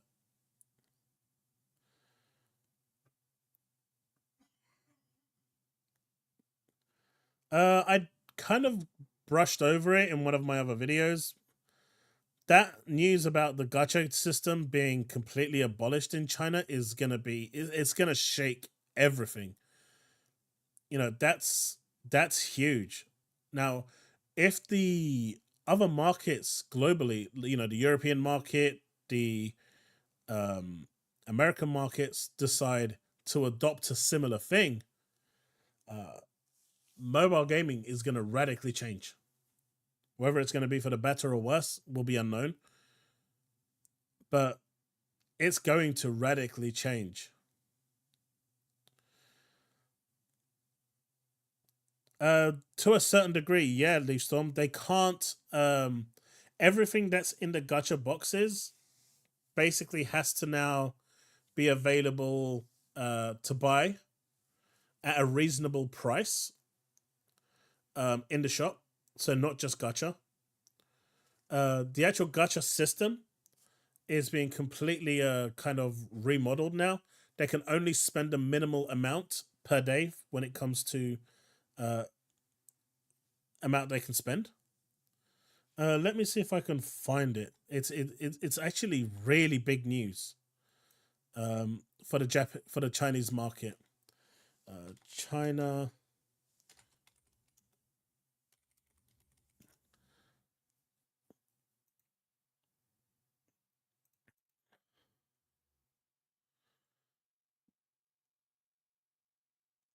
Here it is. Let's cover this real quick. Let's cover the news. All right. Randomly interjecting.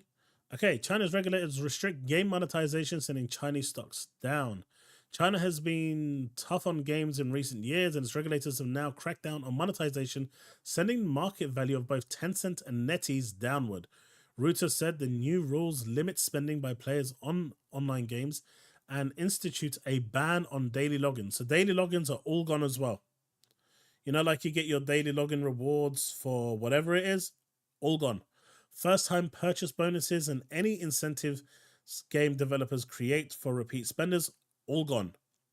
So currently in Tower of Fantasy that I play, if you buy one of the paid currency bundles, they give you like the exact amount in terms of free currency for you to use. All of that is gone.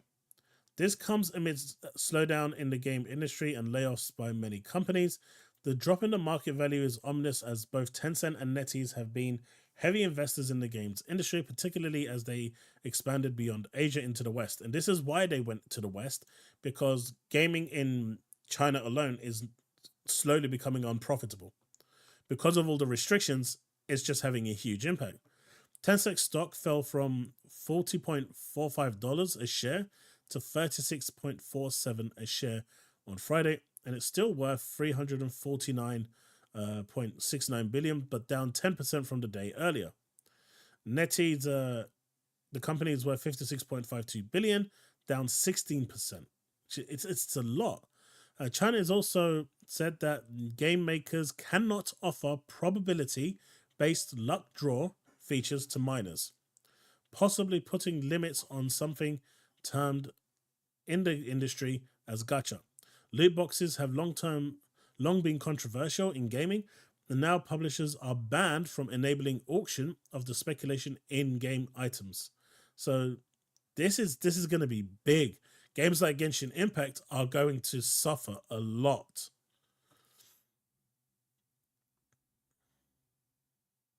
Exactly, Leaf. That's exactly it. Well, what I do now is that Xbox will have 45 games that will hit Game Pass next month. From what I'm hearing and seeing, it's going to be great in 24. Dion, absolutely. On top of that, games in China must now store their data on servers inside the borders of China. That could be a non-starter for those concerned about surveillance of people inside of China or even those outside of the country, given the Chinese government extensive surveillance system. The changes are in a public review period until Jan 22. In previous regulatory crackdowns, China had also slowed down the approval of game launches in China. Later, Cosmos Hansen, president of Nico Partners, said she expects a lot of impact on the game economy, including an impact on games with high average revenue per user, thanks to loot boxes. So, like, loot boxes they'll still be there, but the average kid that plays it can no longer spend money on it. The draft regulations imposed would be most comprehensive and sweeping regulations. Additional restrictions were imposed on Chinese youth gamers in September 2021. Nico Partners said the new draft guidelines include 8 chapters and 64 articles. Like, there's a lot. It's a big, big change.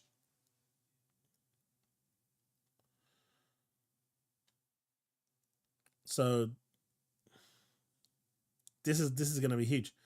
Probably why Microsoft changed their reward system. Can't get points for logging into Game Pass app anymore. I think, honestly, with the reward system was good, but I think it was a bit, like, looking at it from the outside, it was a bit too good. And I think they realized that, they were giving a bit, maybe too much away. I think they cut it down a little too much. I think they sliced it a bit too harshly. I'm hoping once we actually get the proper system in place, because there are still changes coming to the Game Pass rewards or the Xbox rewards, things will be a little better. But I think they were a little harsh on the ban hammer. But that's just me. But people were just going to Bing, doing the questionnaires, which you can't fail. People weren't staying on there, so they were technically just giving money away for no reason. If their stats showed that people were actually deciding to use Bing as a search engine or Edge as a browser, I think the change wouldn't have been as drastic. But people aren't using it. It is what it is. Their goal is to get game awards rather than make good game. The new God of War is just another father simulator. Pretty much. But I like the story. Well, not the new one. I like the 2018 story. My brother grinded a reward thing and made 40 quid of it to buy a game. You could. It was very easy previously to get enough to buy a game. And I think that's basically what happened was they looked at, hey, look, we're giving all these rewards away. It's very lucrative. But the retention on these services is 0. What's the point of us giving these rewards away if there is 0 retention? So we won't completely stop the rewards. But since we're getting 0 retention anyway, we'll minimize it. And unfortunately, from a business standpoint, I get it. It sucks for those that were relying on it. Totally. But I get it. But this is actually really good.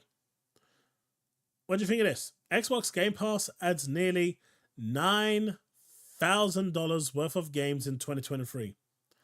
8,763 in the US, £7,695 in the UK, 11,425 in Canada, 13,392 in, I guess it's Australia, 8,879 in Europe, and 36,898 in Brazil.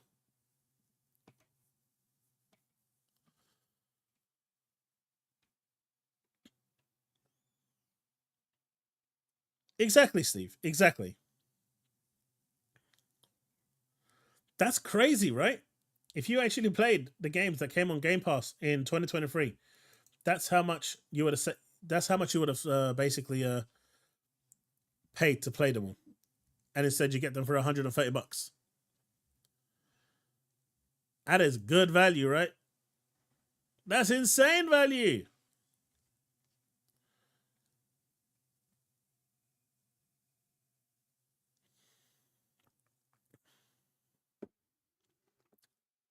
It's their inflation, Diablo. It's their inflation. Their government charges enormous amounts of business tax to companies. Like, it's eye-watering. And no Western company, I'm sorry, is going to turn around and pay it. So that money just gets passed on to the consumer. It's unfortunate, but it's their government. You know, their government is to blame. I mean, look, let me show you this, right? This is just an example. I'll go to the easier one. This is £100 a year, right?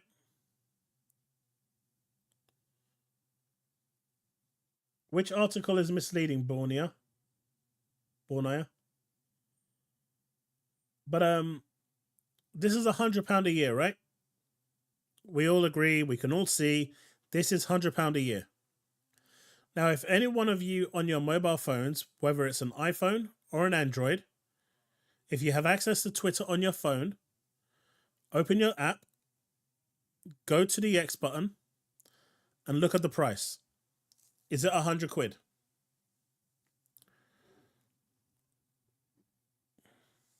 That's my question.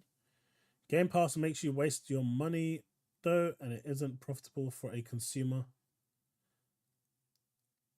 I mean, Dreamcast guy isn't profitable to himself, so...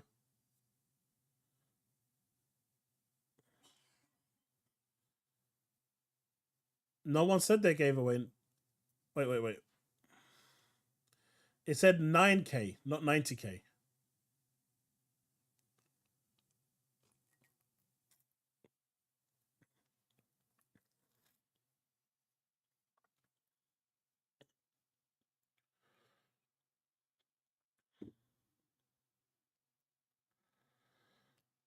So if you're looking at this on your mobile phone, you should be looking at around 120, 130 pounds. That is because of the 30% tax that Google and Google and Apple charge Twitter. That money then gets passed on to the consumer. This says 9,000, not 90,000, Bonaya.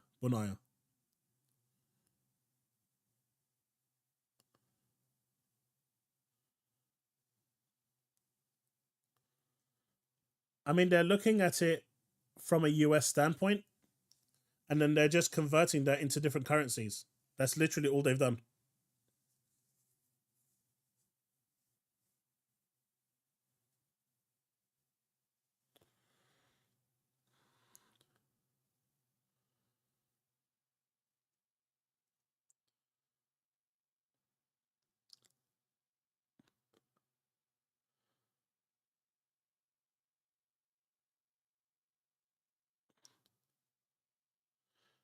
I'm a little confused.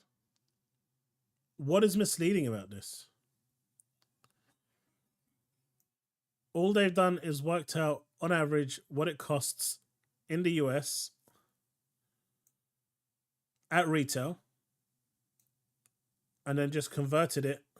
Obviously, it might be cheaper in different countries, might be more expensive in different countries, but this is just based on the US price point.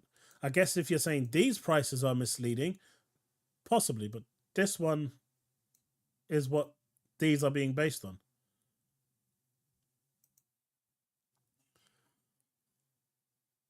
But yeah. But it's still great value. But to turn around and say that you don't get your money's worth on Game Pass is stupid. You always get your money's worth.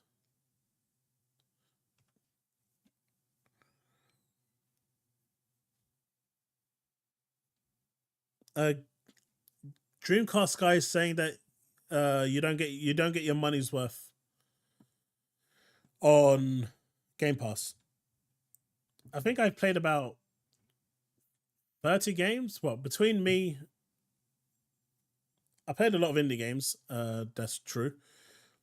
But between me, my kids, I think we've hit like 50, 60 games on Xbox. We've made our money. Hell, I'm not going to include Starfield because I paid almost 300 quid for that game with the collector's edition and early access, and then my subscription to boot. So I'll remove that. But from the other games that I played, whether it's Forza, whether it's was Forza Horizon 5 this year or last year? Probably last year. But yeah, lots of games that I played. Lies of P, which I'm still stuck on a boss. I got my money's worth. Technically, it's just 2 AAA, Steve. Game Pass is £132 a year. A AAA game is £70. 7 times 2 is 140. You're actually paying more for 2 games than you would do for Game Pass for a year's Game Pass subscription.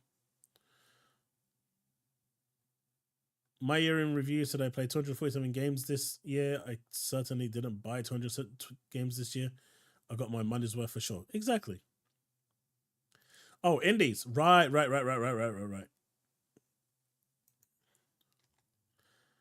So when I was saying about Final Fantasy 13, does that look like 360 to you?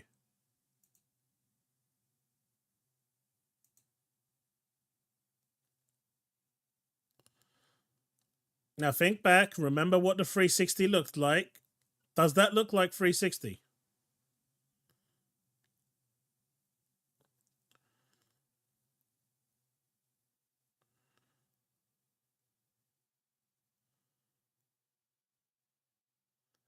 Now, if go look up what this game looks like on the 360, it looks miles worse.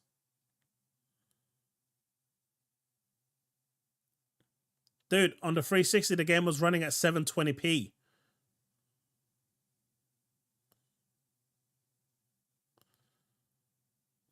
It looks really, really good.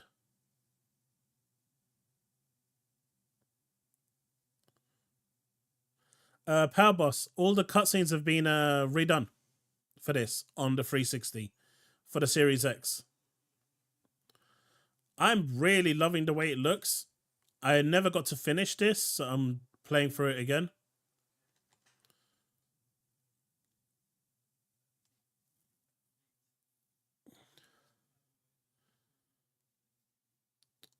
Ah, someone remembers the Blockbuster Video Stars. I used to love that. It cost me $200 for 2 games currently, so yes, Game Pass is worth the money. Absolutely. Game Pass is very much worth it. You pay $10 a month to play games online, but for $5 more, you get dozens of games you can play. Yeah, I agree. The one thing I'm a little disappointed with Lightning Returns is that there's a whole bunch of costumes and skins that you can get that you can no longer actually buy. And I'm disappointed in that because unfortunately it's a thing, right? It's a thing. It's a thing. Because the servers are no longer alive. Have you seen this guy around lately? He's been making a lot of noise. And if anyone wants to jump into the Discord, this will actually be a good discussion. So for those of you that want to, you know, come online and chat about this, I'll bring you in one by one. Just make sure to keep the background noise to a minimum if you can. For those of you that want to do that as well, here's my Discord. For those of you that don't know it yet, you can join and then just go into the call in for stream and I'll drag you in. But my question here, for those of you that want to chime in, and I'll give you a couple minutes while I talk about something else in case you do want to, is number one, his views on this have been quite radical, where he says PC game, like releasing games day and date on PC has cannibalized Xbox hardware sales, and that PC should be skipped. Do you agree? Do you not? I mean, I don't think they should be skipped. That's my opinion. But if you have an opinion, I'd love to hear it. All you got to do is jump into my Discord and I will drag you in. Unless you're all shy and don't want to do that, then that's perfectly fine as well. No worries, Diablo. No worries. I'm just giving the option because I want to try something different. I want to try get, you guys more involved. So when the opportunity arrives with a discussion that we can have, I know text can be backwards and forth. I might miss something. I try to read all the messages, as you can see, but feel free to just chime in and say what you want to say. But do you think it's cannibalizing Xbox sales? Personally, 100% I think yes. But that's my opinion. If you have a differing opinion, I'd love to see it. This is why I've always said with first-party games, I think they can't really do anything about it because it's too late. They've made that pledge. If they go back on first-party games, they will lose millions of Game Pass subscribers. They will. Simple as that. The media will murder them. It will literally be a one-way riot. So they can never go back on that now. But their only real option is third party. To say, hey, look, this is going to be exclusive to Xbox for 6 months, and then it will be on PC. Or exclusive to Xbox console for a year, and then it'll be released everywhere else. That's the only way that they can do it. A timed exclusive for a third party. But it is a double-edged sword, Sandman. I agree. It's a double-edged sword. That's that's my point. What's going on with Taz? I'm so shy. You're not shy. You tell me to F off all the time.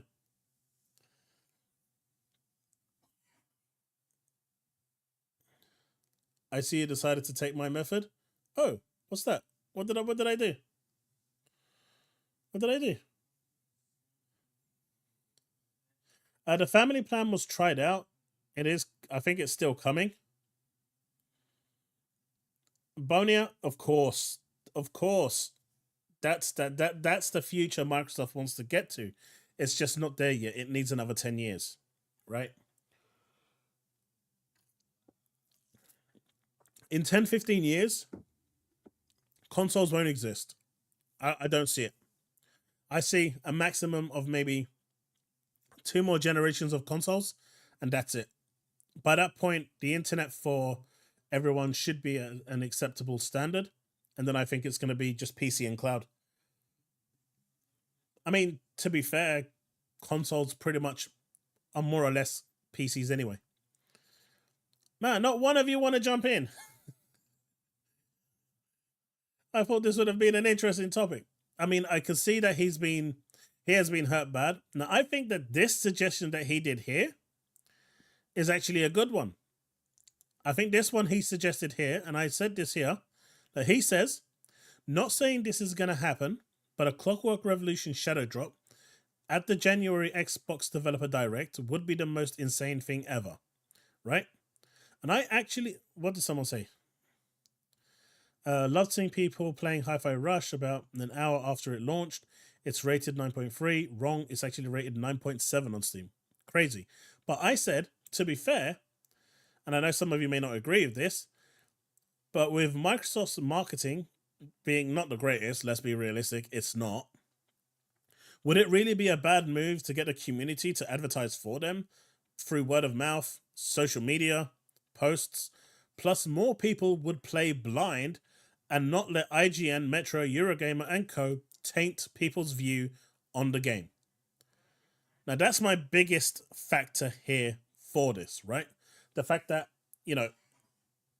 if people get to play it before IGN get their grubby hands on it and say, oh, it's just a mediocre game, and then no one else plays it. Because you can bet your money that they're going to find something on there. They're going to be searching every corner of this game to find like a flickering picture or something to say, right, can you see that picture over there? 5 out of 10.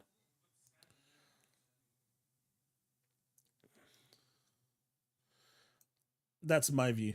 Let's see what people are saying. To be honest, Sony ponies are literally lemmings. Yeah, a lot of them kind of follow the same trail, yeah. I might be biased as a PC gamer, but I don't think it does. I'm looking to get a Series X this year to upgrade from the One X. See, Terminus, when it comes to... So this is what I see, right? A lot of the PC gamers that I see online or just friends that I have, they won't buy an Xbox because the games that are on Xbox first party come to PC. But they will buy a PlayStation 5 because it doesn't come to PC day and date. Now, the fact that it comes to PC 1 or 2 years later, that's too late. No one cares by that point. They want to play those games now. And that's the problem. If those games were day and date on Xbox and Xbox only, more consoles would be shifted. I think that's a logical assumption to make. Because people would want to play those games. Regardless of how the community sees Starfield, it would have shifted more consoles if it was an Xbox exclusive only, as opposed to it being available on PC, pardon me. Now, I'm not saying releasing it on PC is a bad thing. Please don't take that as what I'm saying here, because as far as Microsoft are concerned, software-wise, they are breaking bank, right? They are making a lot of money. And if they didn't expand to PC and the cloud, we probably wouldn't have Game Pass as we have it now. The only reason we're able to enjoy Game Pass the way we are enjoying it now is because it's on PC and on the cloud. Where the sales, are kind of leveling on Xbox, it's pushing ahead on PC, pushing ahead for those that don't have a powerful PC or a Series X, but have a decent enough internet connection where they can play. So they get the Ultimate subscription and off they go. Or they get a GeForce subscription, get the game on Steam. Microsoft is still winning. So no matter which way you're looking at it, whether it's through GeForce Now, xCloud, Steam, Microsoft Store, Windows, or Xbox, Microsoft has 5 ways that money is coming in, as opposed to a single one. Hence why Game Pass is so profitable. So things would have looked drastically different if that wasn't the case. So there are absolute benefits for Game Pass, for the way Phil has designed this. Because as of right now, Xbox console gamers who don't want a PC are, having the fruits of that labor. So it's a good thing. So I'm not saying it's a bad thing. Game Pass bringing in millions monthly, and it's on GeForce Now, PC, and Meta. Yep. I mean, I didn't even get that, and it's already there. About bringing people into a specific channel on Discord to bring them on air. If they get rowdy, you can kick them off stream, or they... Right. Yeah, something I also saw, Thing did it, right? Destin, and I thought it actually went really well. And so I thought I could try something like that. Cult of the Lamb has an M-rated update coming. Oh. M. Are we talking arse cheeks M? Or are we talking decapitation M?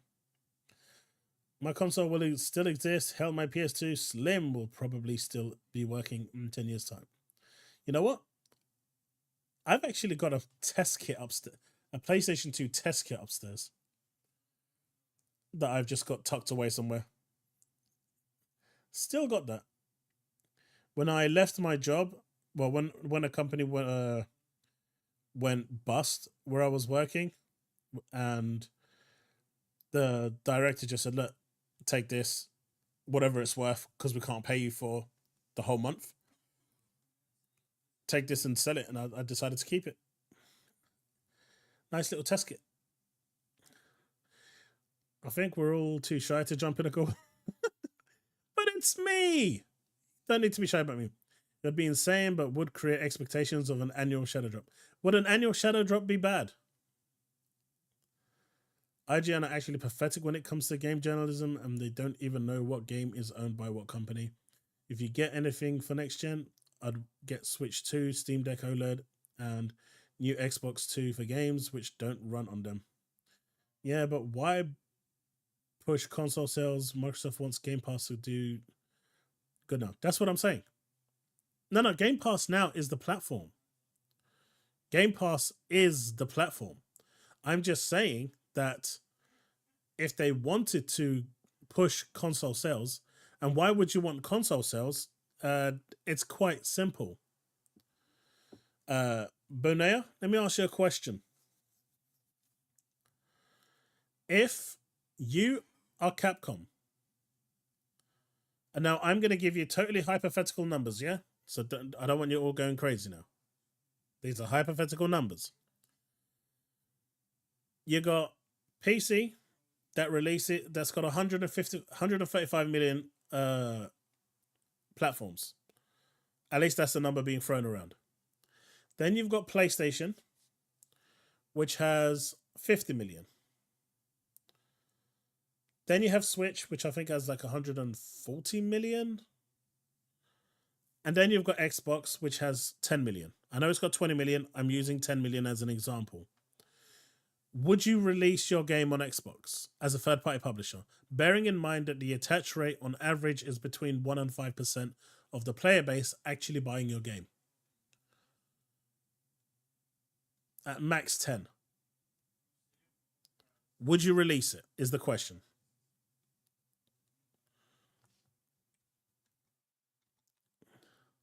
Oh, he's in. Let me bring in a Power Boss. But you're forgetting about the porting money. At what point does it think? Hey, Power Boss.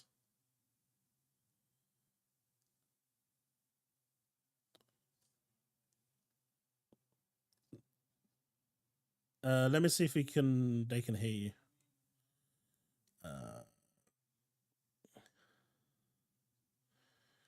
Now your noise is fine. I just need to make sure that they can hear you. Where is this? There it is. Say something. No, they can't, because I can see they can't. Why can't they hear you? Try now.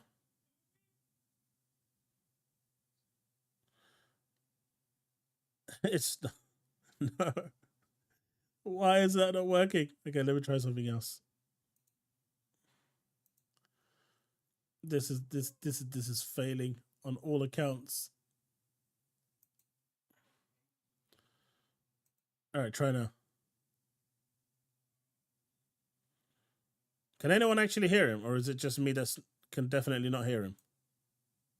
Well, I can hear him, but can any of you hear him?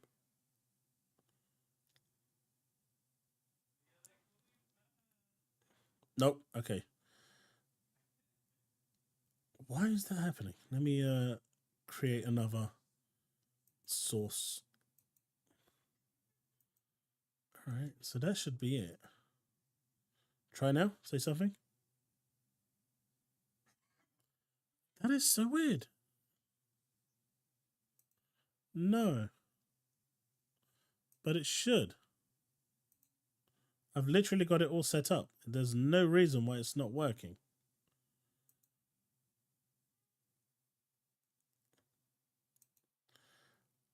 Well, that kind of sucks. Let's try that. Try now.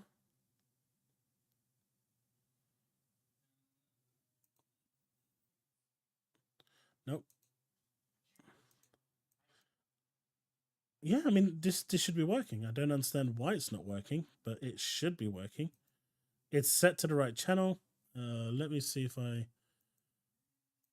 go here.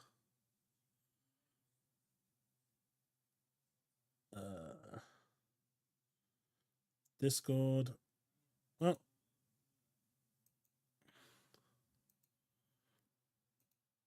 try now. I'll try one more thing after this. If it doesn't work, it doesn't work.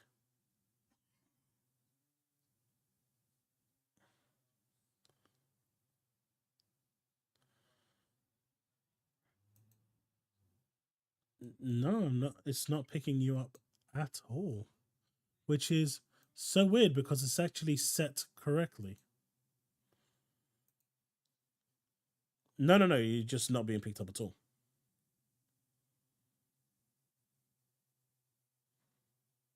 And it's being selected, but it's unfortunate that this isn't working. Now, I know if I restart OBS, it'll work, and this is why I don't like OBS. This is why I want to switch to Streamlabs, because it should be picking it up, and it's not. And you're actually coming out of all... Hold on, let me... Maybe this might be part of the reason. Maybe it's a user error?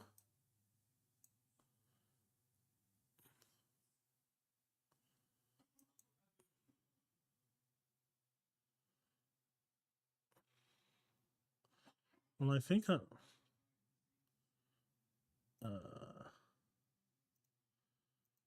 try now. No. That's not it. All right, if this doesn't work, then I have no idea. Try that. Nope. Okay, I'll give up. I have to do it for we'll do it for the new year. Yeah, I don't get why it's not working. What's chat saying? What Xbox exclusives are you guys most excited for? Gears 6, Gears 1 to 3 remasters. I don't know what the answer is, Chaos, but I don't think Microsoft is going to worry about moving hardware anytime soon. They're not, Gem. They're not. I'm just saying that's something that came up with Xbox Curator, and apparently he's gone into complete hiding now, has he? No, he hasn't.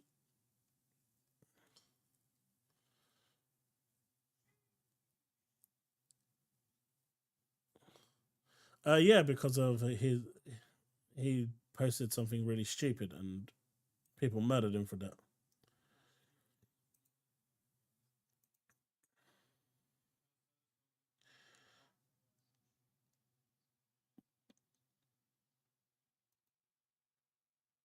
But why is this not working, man?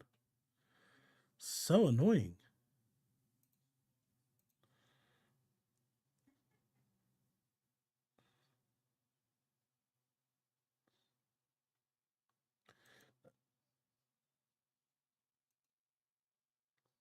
Gears is great.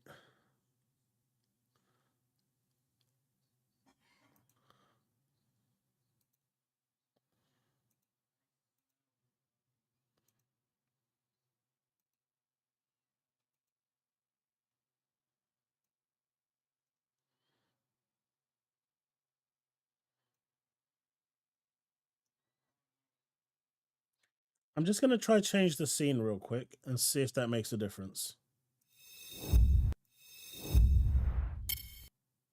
Okay, now try. Nah, this isn't going to work. I give up.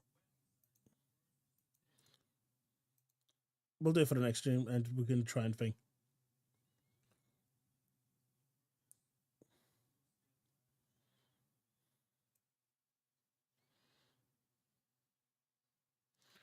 Let's see. How far up are we going? Chaos Prime, it adds nudity and sex to Cult of Lamb, so definitely. Guys,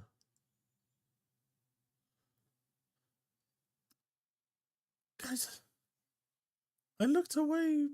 I looked away from the screen for 2 seconds and look at all the comments. You guys hate me.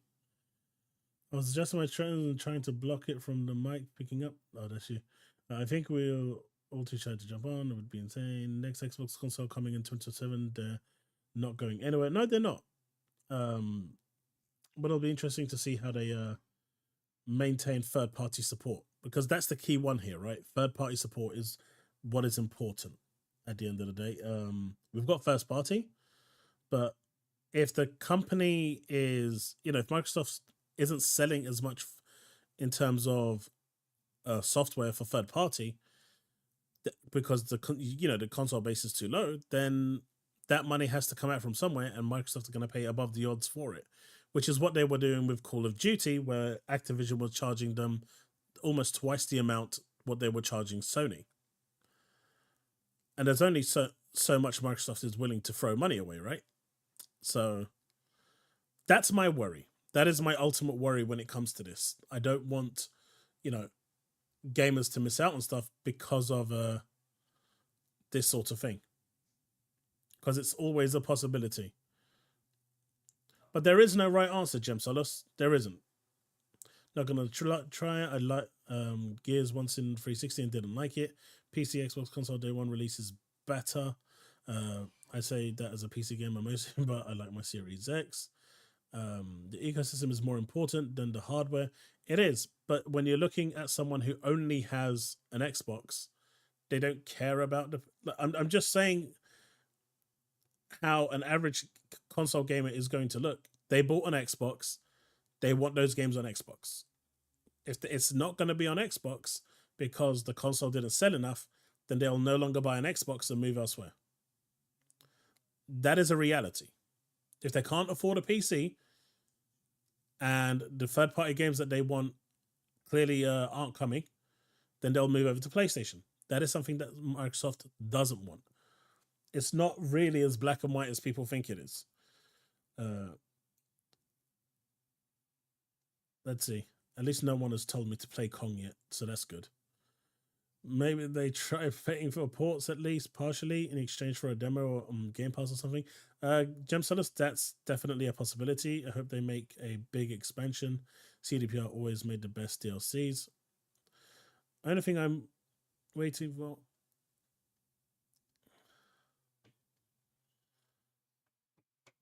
Kong is definitely dead. Hey, Chili, how you doing, buddy? Hope you're doing well. Just having some technical supports getting Discord audio to come through. It's not working. And it's very annoying because I wanted to get callers in and it didn't work. I am. Oh, good Lord. I'm actually a really bad friend. I'm a really, really bad friend, chat. I suck as a friend. Right? Because I almost... it almost slipped my mind. Although I have it later on in the slides. Now that Chili's here, I can actually say it. Chili, how many followers do you have on Twitch? How many followers do you have on Twitch? And for those of you that like Final Fantasy 14 content, he is a main Final Fantasy streaming channel. Definitely worth checking out his 14 content. But right, so here's the thing, right, chat? My dude here will wear a penguin's outfit if they hit 1,100. I just want to see him in a penguin outfit. Don't ask why. There is no sexual favors here or anything like that. So get that out of your dirty minds. I just want to see him in a penguin outfit. So if anyone can help him get to that 1,100 by the 1st of Jan, I would appreciate it. Hell, if you do, I'm going to regret what I'm about to say. I am absolutely going to regret what I'm about to say, but I will reduce the challenge for the next rubbish game played. How about that?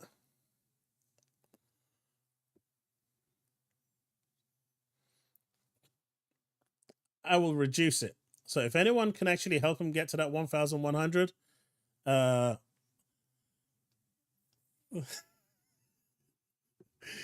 screw you, Steve. And yes, I know I am fully walking into Quantum Error and Gollum. I fully accept that. I know. But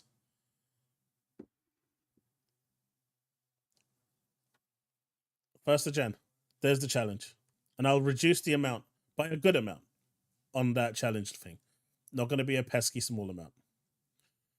I watched the whole Kong stream, so no. Chili, you're welcome, man. You're an amazing creator. Gollum, best game. You did not see my 7 stages of grief when I was playing Kong. That was not a map!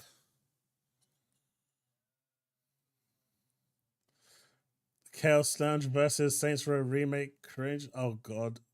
Don't do this to me, chat. Don't do this to me.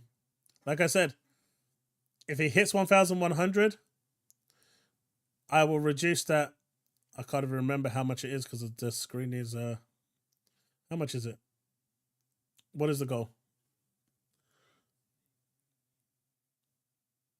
The goal looks like 150. I will reduce it by 50.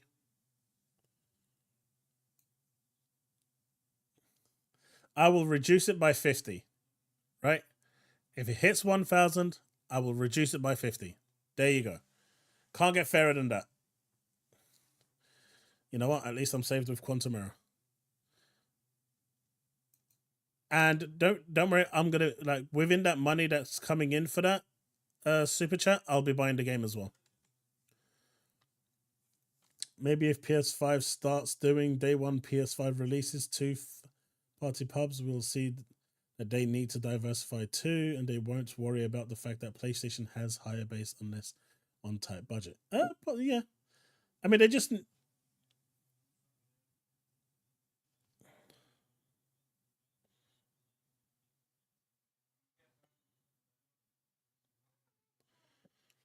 What do I think about the Quantum Error being an asset flip? It was. It was. I mean, the devs lost the plot. The devs lost the plot. I can't understand why this isn't working. It's actually pissing me off now. But anyway, dude, it's not going to work, so unfortunate. Admitted the only entertaining thing in the Kong stream was Chaos cursing at the ape. Look, that ape was not doing anything I told it to do, all right? I'm telling it to punch. It wasn't punching. I'm telling it to jump. My dude was not jumping. We're still waiting for that blue box abandoned game, right? It'll drop anytime. No, it's not. I might watch Gollum, but no way will I watch. So NetEase, this is another good one for everyone because, as you know, Activision Blizzard actually burnt their ties with NetEase, and things went quite south when it came to games from Blizzard over in China. By re-establishing this connection, not only are they gaining mobile entry because NetEase is a good publisher for mobile. Well, I wouldn't go as far as saying good publisher. They're money greedy, but they're a mobile publisher. But they've also got big ties in China, and games like Diablo Immortal can finally reign free over there and bring in a whole host of revenue before China decides to snip everyone's pee off and make them no longer make money.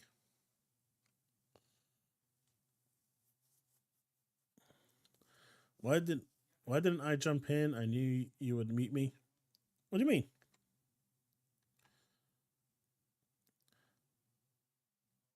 Actually, no. There's literally no reason why this doesn't work, and I'm not going to restart the stream because that would kill the thing. All right, moving on.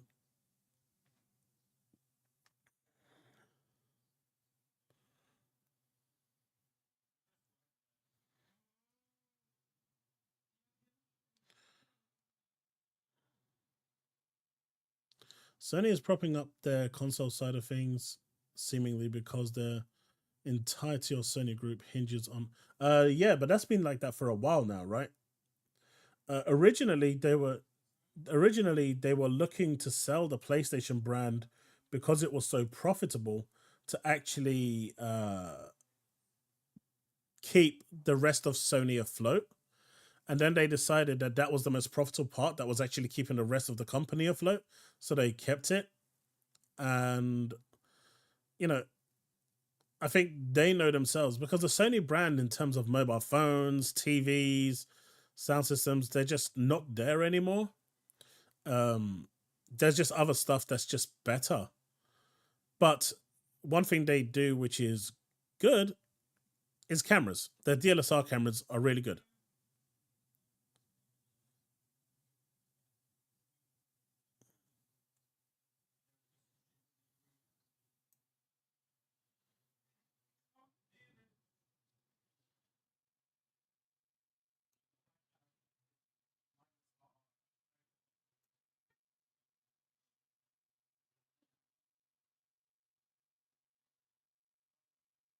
Where did you read that? Oh,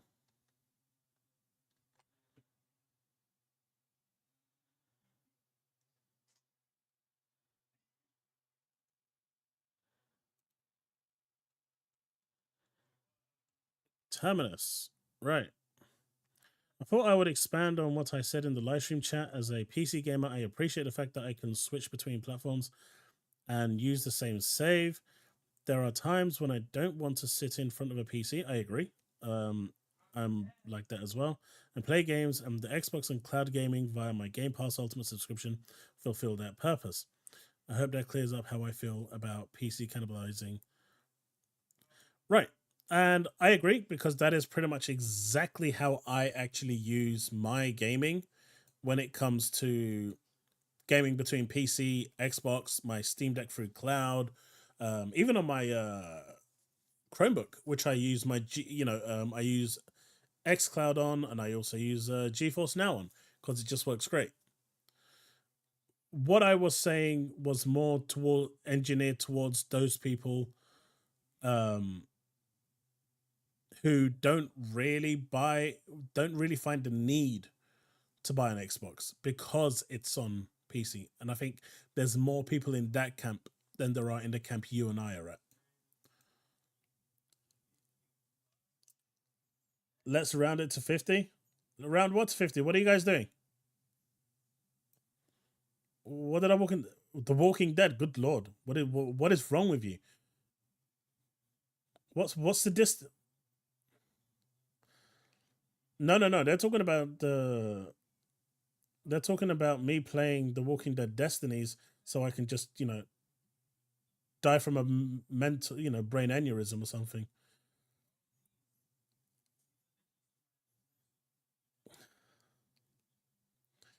Well, things are cheaper for about the same quality, so we say, okay. It'd be cool to see him play Jiggies in time, but I don't know what he thinks of ROM hacks, though. It's also what Nintendo think, right? Nintendo, it's very risky to stream anything Nintendo these days, because you get a strike on your channel. I actually wanted to stream a bunch of Nintendo games because I like Nintendo games, but I saw someone streaming Mario and they got their channel striked, and that's not good. Yeah. Yeah, Nintendo are just so weird with that sort of thing. So it's that's because they're not owned by Nintendo. They're their own company. I have a 55-inch 4K TV. I like my consoles. I've given you two alternatives. You gave me nothing. Okay, I started to get worried. I'm never worried. Look, you guys need to get him to 1,000. Sekiro could be fun. Saints Row remake, the remake that killed the dev studio. Oh god, you guys are mean. But this one over here, Lollipop Chainsaw. For those of you that liked it, I think it's a good game. It was a good 360 game. Clearly, everyone is mesmerized by the female character. It's not, they're not going to change it to be westernized, where everything just looks like they are, pretty much Abby from the Last of Us. Thank you for all the messages I have received this year. In 2024, we will finally launch Repop, so please look forward to it. Also, on New Year's Day, we will start a campaign to present a Juliet figure. So please join us. So for those of you that want the figurine for Juliet, New Year's Day is when the campaign starts for that. But 2024 is when Lollipop Chainsaw Repop is actually coming to consoles. Now, there are a few audio tracks that have been changed in there from the original due to licensing issues, so do keep that in mind. But this for me is going to be a day one purchase. I love the original. I know it's a remaster, but I'm looking forward to it. It's good fun. I hope they bring back Jessica Nigri.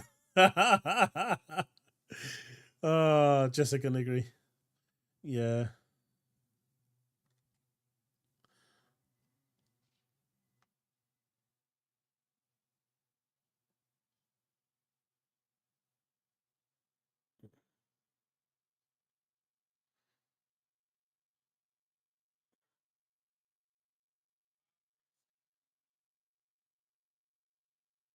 Oh no, that's not how the challenge works.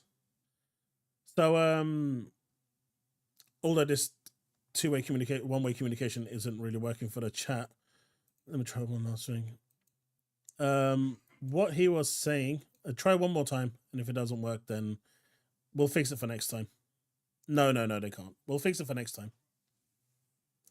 So what he suggested, chat, was that I place a list of games in Discord for you to pick for me to play that I like. Or on YouTube or on Twitch. Now, I'm 100% sure, without a shadow of doubt, not a single one of you are going for that.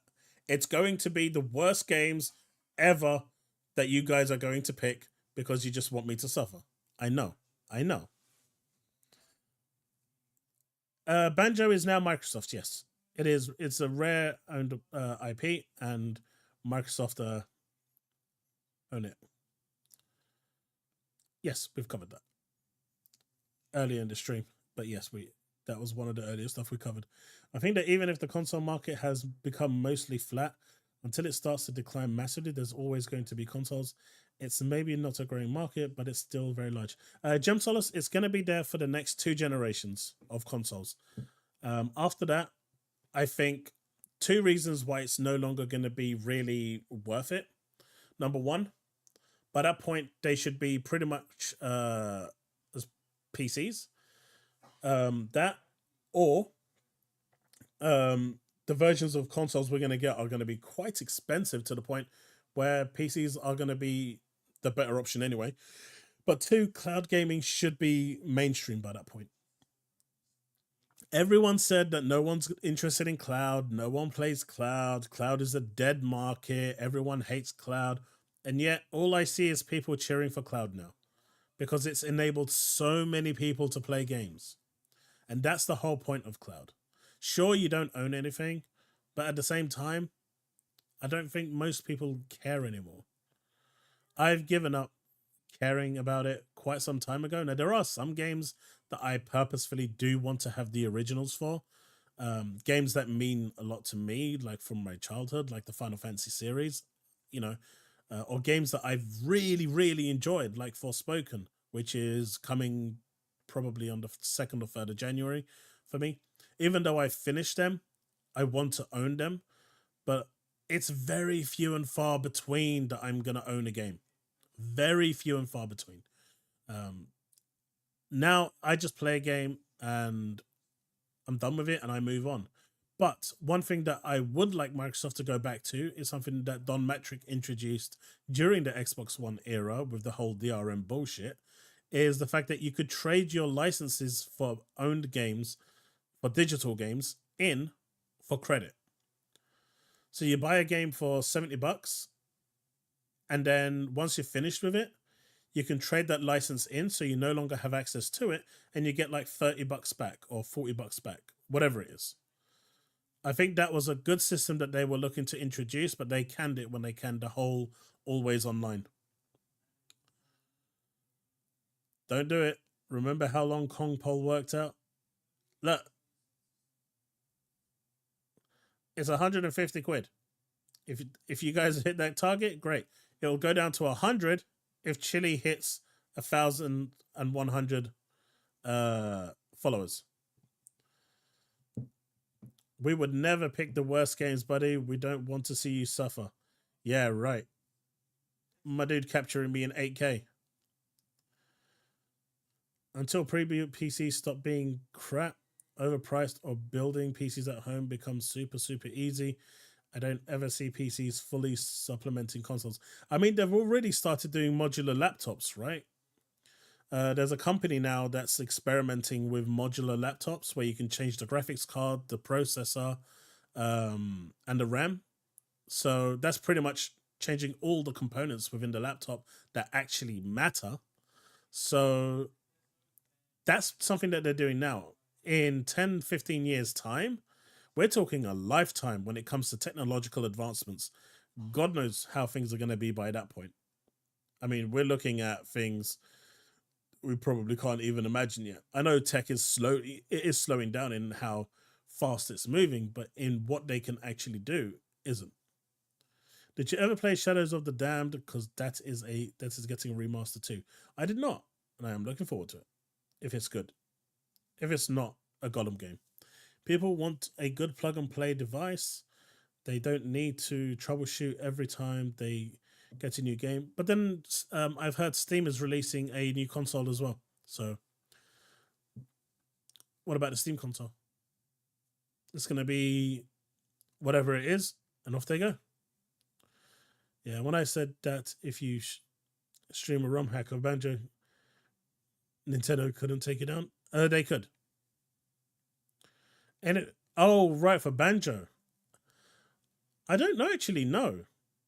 I don't actually know. That's a good question. I'd probably have to do some find out.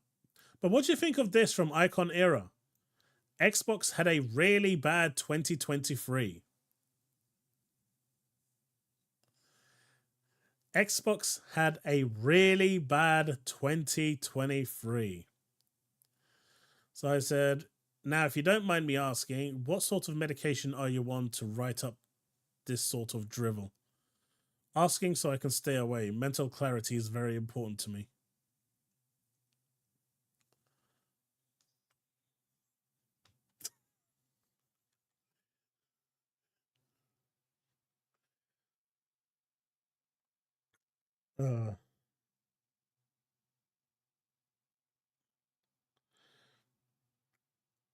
Icon Era is ponies? Of course they are. But, like, this is ridiculous. Look at it. Oh, this guy. He's a fucking toxic waste pool. Why am I not surprised Japan hates Xboxes on there? The fuck is blood on about? Look at PlayStation 2023. I've seen such a shit show before. Your engagement is falling and this won't help. I mean, their engagement has been falling for a while. But this guy is a nasty piece of work. And you're about to see just how nasty he actually can get. But, yeah, I mean, this is like copium at its finest. Like, what the fuck? Does anyone remember this guy? The Mr. Portal is the greatest thing of all time. And he was saying how you can't compare the Steam Deck to my PlayStation Portal because my PlayStation Portal is $200 and the Steam Deck is $500, even though it actually starts at $350. Or you can't compare it to the Asus ROG Ally because that's £700, right? This is that guy, if you remember him. But now he's trying to compare £1,000. Well, actually, it's more. It's £1,030, £1,050 for a PlayStation 5 and PSVR 2 to a £400 Oculus Quest. And he's saying that a device that's over £1,000 is better than a device that's £400, over £600 in difference. And he's saying the price point doesn't actually matter. And as you can see there, he is saying excuses. The additional cost doesn't matter. But go back a little while ago, you can't compare it to Asus ROG Ally because I'm a retard and $200 is way cheaper. Was his response. I mean, This guy is a complete moronic prick. What did I say? He's a hypocrite. You can't reason with people like that. Best to leave them alone so they can circle jerk amongst themselves. Seeing how barren this year was, they came over the portal expecting baby portals to arise from the circuit boards. Yep. I'm betting they did come over all their portals expecting baby circuit boards, to pop out from it.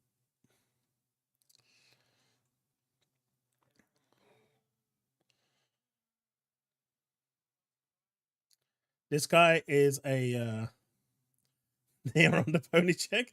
I mean, this guy is just Sony is proudly closing their VR division. The thing is, right?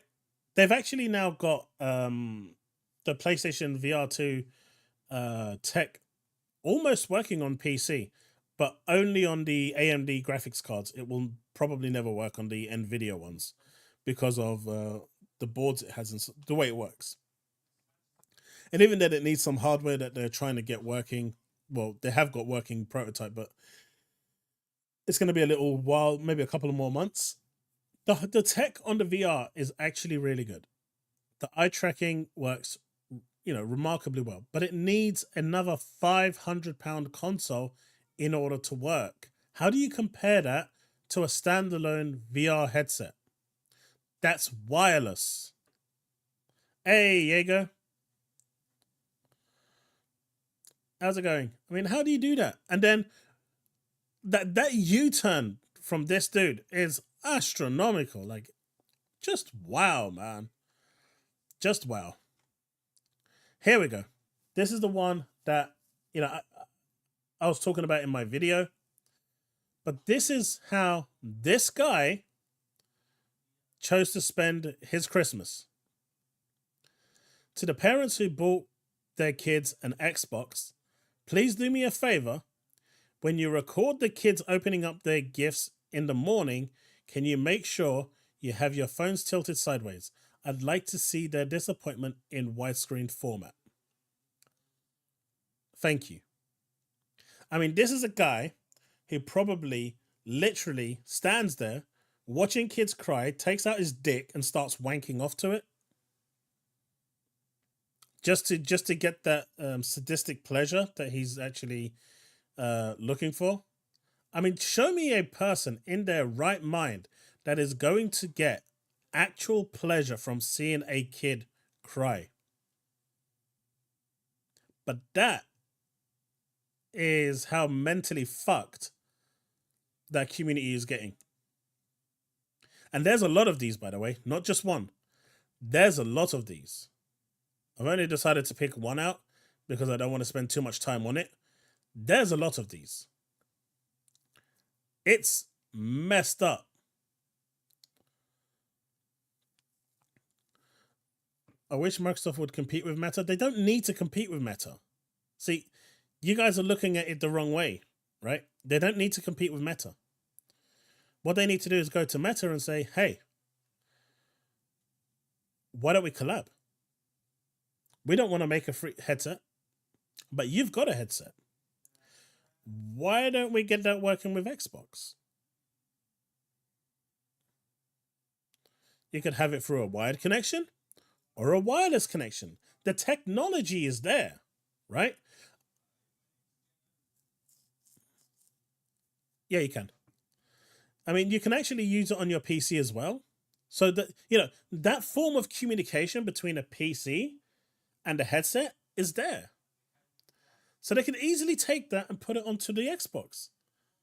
So now you've got a really good piece of hardware that can be used wirelessly through wireless communication with your Xbox. And Microsoft didn't really have to pay anything other than a bit of extra development to get it to communicate with the Xbox. Then you've got VR. And considering the tech for the Meta is already widespread, it's not really changed between the Meta 1, 2, and 3 outside of the graphical fidelity and the hardware that just makes it better. Companies like Capcom, who have already started building games on there already, and other third-party publishers already have a head start in making games for it. To me, that's the win-win situation. Microsoft has partnered with Meta. Didn't anyone get the notice? They're all kind of working on a device. Last I saw, Samsung, Meta, they're all kind of come together to work on something to do with VR, but I don't know what it is. People like that are why I stay off Twitter. I mean, this guy is just disgusting. I should get it off screen because it's just pissing me off just looking at it. You know, there's a special place in hell for people like this, and not even Satan wants them. I know a father who's worked his ass off for the last few years. Not a rich guy, but done his best and has 3 young boys, and he has just purchased Series S for all 3 of his boys. I mean, so many people have actually now been introduced to next-gen gaming through the Series S because it's a cheaper console, and that's great. Do you think that a 10-year-old is going to give a rat's monkey's ass about 60 FPS? No. What they're going to care about is that latest Forza Motorsport that they're going to play on their TV. Whether it's 30 or 60 FPS, they don't give 2 shits. They're happy to be playing Halo or any other game on Game Pass because there's a whole host of catalog there for them to play. I'm just saying.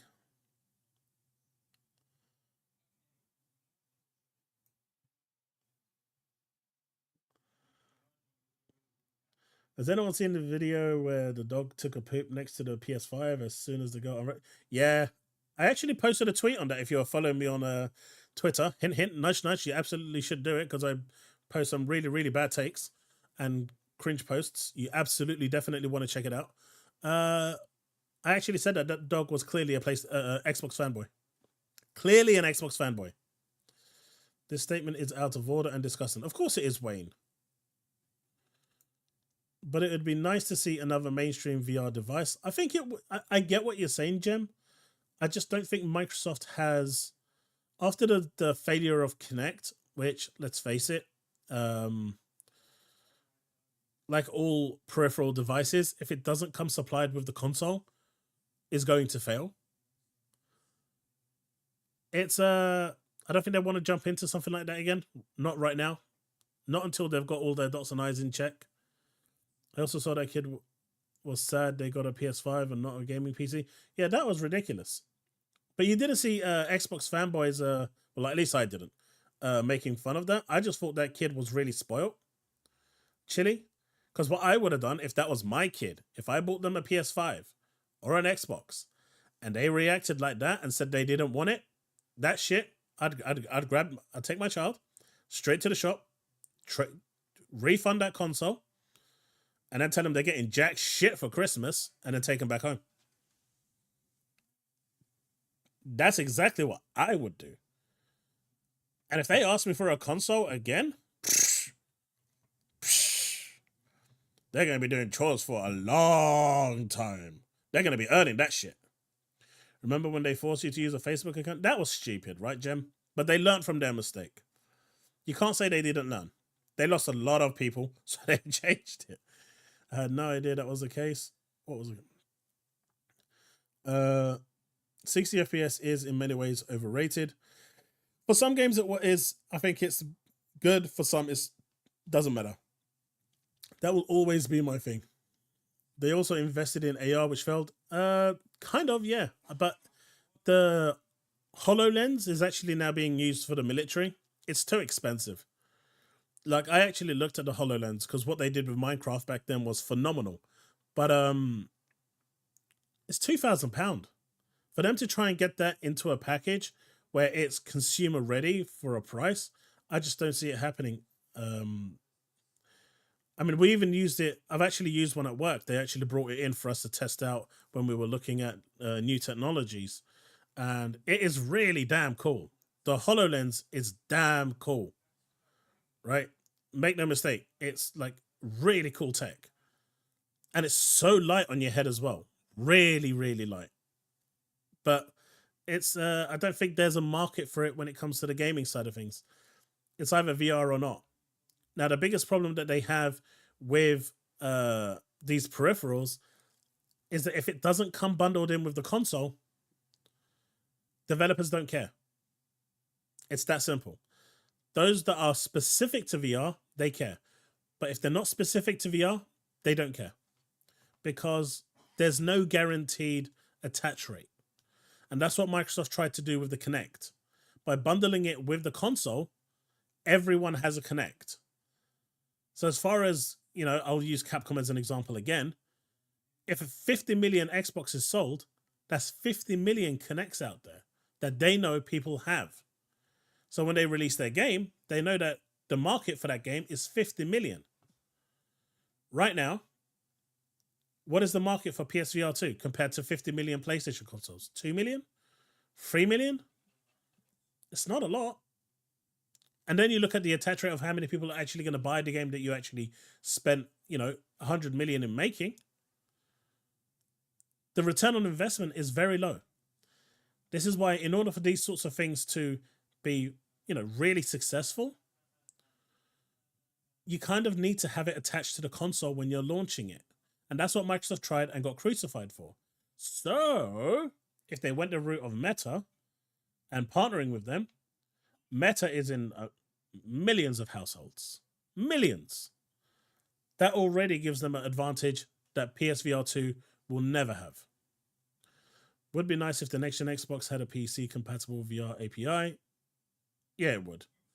60 FPS is king for FPS, TPS, and action games, but apart from that, 30 FPS can be fine. Now, I'm okay with 30 FPS for the most part, as long as it doesn't fluctuate. For the love of God, Final Fantasy 16 just needs to stop with their fluctuating frame rate. It's just lock it to 40 or something. I don't care what you do. Just stop it going from 30 to 60 and back down constantly. I never suffer motion sickness, but that game really makes me gag. And it's sad because I really like it. Try telling that to PCMR. I don't care if they learned. As far as I'm concerned, I won't touch Meta device. I refuse. I'm different. I like it. Most kids will let you know ahead of time what they really would like to have for Xmas and or birthdays. I wish my kids were the same, Jago. I wish my kids were like that. I spent 6 weeks I was telling them, give me a top 3 list of anything you want for Christmas. I don't know. I don't care. Just get me something. Literally their response. So for my oldest kid, I got him the Xbox Core Elite Controller 2. I decided to give it to him before Christmas so he could try it out. Ended up coming out of the box broken. So we took it back to the shop, got a second one. That was broken. Took it back to the shop.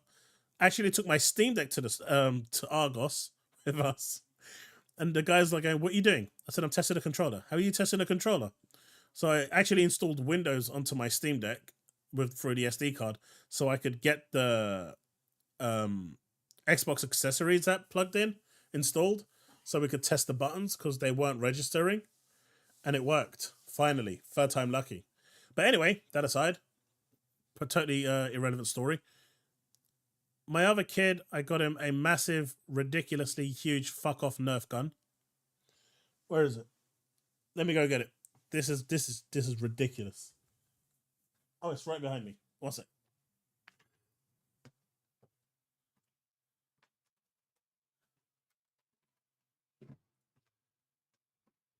You see that?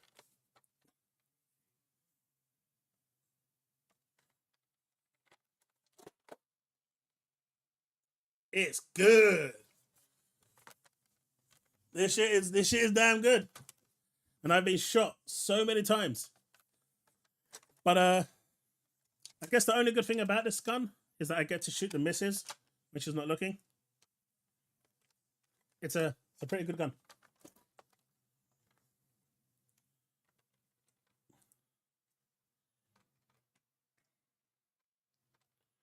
My daughter, she's always wanted an iPhone, so that was really easy. And my other son, I had literally no idea, so I just gave him a huge amount of money and told him, go buy what you want, because I have no idea what you want, and he wouldn't tell me. But I wish my kids told me what they wanted. Oh, I don't know if you know, but Microsoft have some new VR glasses that will work with the Xbox. They've been released yet. They're still in early development. No bigger than a pair of glasses. You mean like the N Gear, Wayne? The N Gear are really cool. 60 FPS is better in all classes, but isn't necessary. Games play just as well for most. I mean, I'll prefer 60 FPS, right? My monitor doesn't like 30 FPS. It stutters everywhere, like really badly. 30 FPS on my sitting room TV works beautifully, but on my monitor, it's literally a slideshow. My monitor doesn't like 30 FPS. So if I'm playing games on here, it has to be 60. It has to be. And this is why Final Fantasy 16 looks even worse on here. But if I'm playing on the actual TV, I don't care for 30 FPS. I just play games for games. I'm chilling out. I'm not paying that much attention. But I agree. 120 FPS is cool too.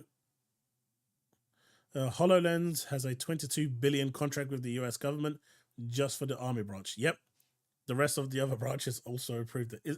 It's being used a lot over there. Connect with Xbox One might have succeeded if Microsoft hadn't raised the price by $100 and killed the console by doing so. Nah, that wasn't what killed the console. The DRM killed the console. Always online. I agree that Connect being priced $100 extra was bad. Maybe by pricing it $50. But the point still stands. If you do not get the peripheral with the console, developers won't build for it. And we're seeing that with PlayStation, right? What first-party games have they released for PlayStation VR 2? Outside of Horizon, what game? That's not a PlayStation first party. Resident Evil is not a PlayStation first party, and it's an add-on. Resident Evil isn't. I mean, you mean no? I'm talking about first party PlayStation Studio, right? Where's the support from Sony? It's not there because it's the biggest gamble that they can do right now. I tell my kids, tell me or get nothing. You know what, Jago? I tried that. I knew it wasn't going to stick. And it's Christmas, and I know I'm too weak when it comes to Christmas. Why do people keep buying Elite controllers? It's madness. Honestly, Jim, my kid came to me and goes, Dad, I've always wanted one of these. And I said, you broke my other one. And he goes, yeah, but that's when I was younger. I'm older now. When I had the Elite one. I go, so you want this? And he goes, yeah, I've always wanted one. I said, well, how about you don't get the Elite controller? We go to the design labs and you can create your own controller. No, I want the Elite. I said, but you're not getting any pedals with it. Yeah, I'll buy that later. All right. Fair enough. It took me 3 times to get a DualSense Edge without stick drift. Yeah, it's crazy. But the one thing with the PlayStation DualSense is that the sticks actually come off. So you can replace the sticks on their own, even if in the future they go bad. So I really appreciate that. Such absolute garbage quality. Yeah, I didn't like it. But he wanted it for Christmas. I'm not going to say no to him. The box standard Xbox controller is perfect. The Starfield controller is perfect. It's beautiful. A shoulder stock with ammo pouch. Nice. Yep. Bold Alpha Wolf. It's good. It's really good. And the reload pump is so great. And where it's actually positioned underneath, you've got the cartridge, which has, I think, 12 bullets in it. As soon as that's out, you can take it out, pull the one from the shoulder stock, plug it straight in. It's like about a 3-second reload. It's great. You're back to firing again. What you're talking about? I have plenty of Elite controllers. They all work great. I want to see proof of that, Jago. I saw an electric-powered belt-fed minigun Nerf blaster at the store that came with a tripod stand. Mate, there's a story behind that. There is a story behind that. So let's go story time. Back when I used to work for Changyu, a Chinese MMO company, someone came into work with a pistol Nerf gun and was shooting everyone. And he was pissing everyone off. I mean, you're just trying to work, right? Trying to get through your 9 to 5. It's annoying being shot in the head or the back. And there's him giggling. So we come in the next day. I shit you not. The German that works with us fucking came in with a fucking minigun. And he was positioned in a way where you can't see it. So as soon as you open that door, you literally have a rain of bullets coming at you. And you stand there and you're like, what the hell? Like, first thing in the morning, trust me, you don't want to be doing that. You walk in, you see him, he's giggling, tells you to move to the side. You don't say shit because you want the next person that comes in to get the same thing so you can laugh at them too. This continued until the actual CEO walked in and he got shot too. Thankfully, he found it funny. Otherwise, it could have ended really badly. So, I'm glad Connect didn't succeed. I don't know. I actually thought Connect could have done really well. I think it has other uses that could have done well. But, okay, I had one fail on me. There you go. TheChaosLounge, Xbox could partner up with Steam for VR. That's always possible. I think that could work. But I think they shouldn't try to do it themselves. The market for VR is already there, right? You've got Vive, you've got the Index, you've got Quest. And Quest is the most, at the moment, Meta owns that market. When it comes to affordable VR headsets, Meta owns it. But there are so many headsets around there that have established bases. I just don't think that they need to go out their way to make one themselves. I think they can just partner up with someone and get that tech and make it work with the console. Bro, did you not just hear chaos? 2 out of 3 controls were broken out of the box. Yeah, they were. Basically, the buttons weren't working. More Reforge? Oh, I wanted you just to listen to this second. I'm not going to listen to the whole thing. So, before we continue, for those of you that played or know about The Last of Us 2, what was the reason why people didn't like The Last of Us 2?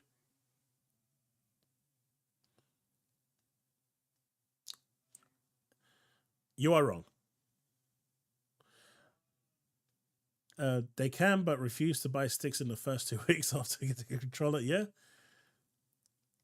Okay, Jago got it. Jago got it in one. That is the number one reason. Joel. The fact that Joel dies. If anyone hasn't played it, I'm sorry. It's been years. But if anyone tries to spoil Final Fantasy 16, I will find you. And I will hunt you down. I've only got to the place where I found Ambrosia. So anything after that, do not spoil it for me.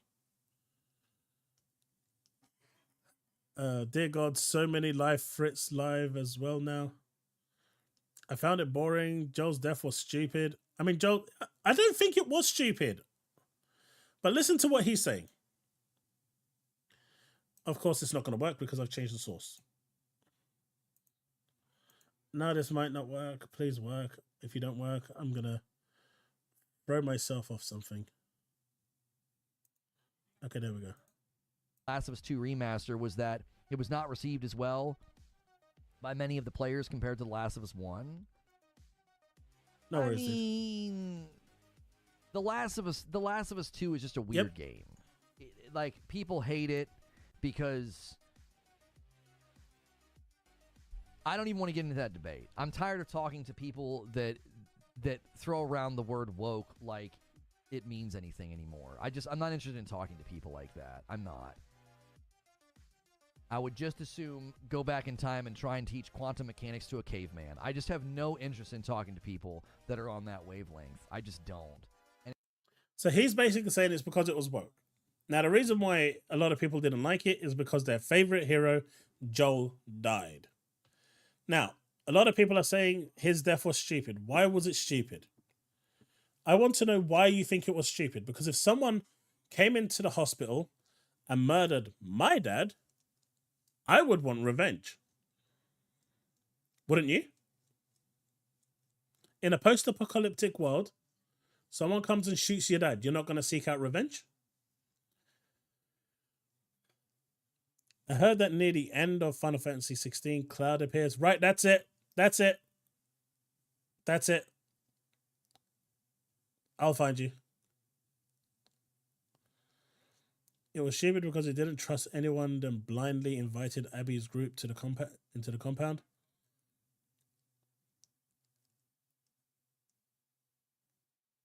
I mean, they were running away from zombies, well, weren't they?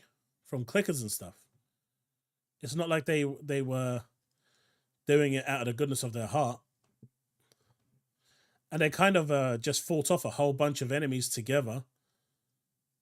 He was none the wiser.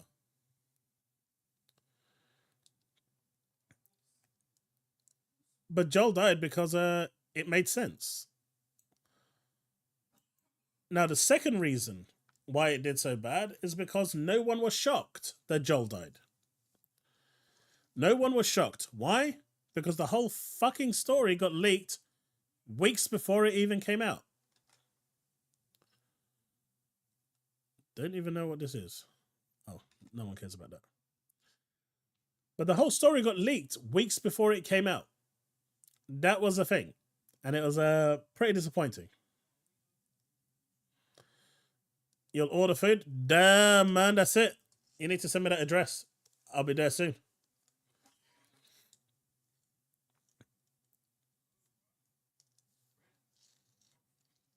I mean, he had his head smashed in. She must have pictured ways in killing him over 100,000 times in her head. That was literally an emotional, all that emotion that she had pented up came out in one go.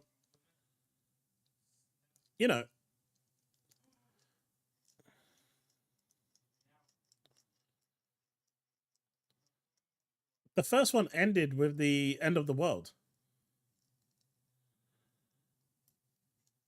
Now, what the second one introduced was a bit stupid, was the fact that the doctor's daughter was also immune. Abby was immune. But naturally, he didn't want to kill his own daughter. Realistically, Joel wouldn't have given them his name after this just meeting some very suspicious individuals. I mean, yes and no. Like I said, they were being hunted. Well, not hunted, but they were trapped with the clickers, weren't they? So they kind of had to fight them off. Camaraderie, brothers in arms, and all of that. I don't know. But it definitely wasn't because it was woke. Stellar Blade is not going multiplat. Sony will make sure that this stays on PlayStation only. But you see a lot of PlayStation fans are now cheering that Yoko Taro, who is the head director of Nier Automata, one of my favorite games of all time. If you haven't played it, shame on you. Yoko Taro is a huge fan of Stellar Blade. And they are now cheering this like there's no tomorrow, right? Look at it. Stellar Blade versus Hellblade 2. Like, really?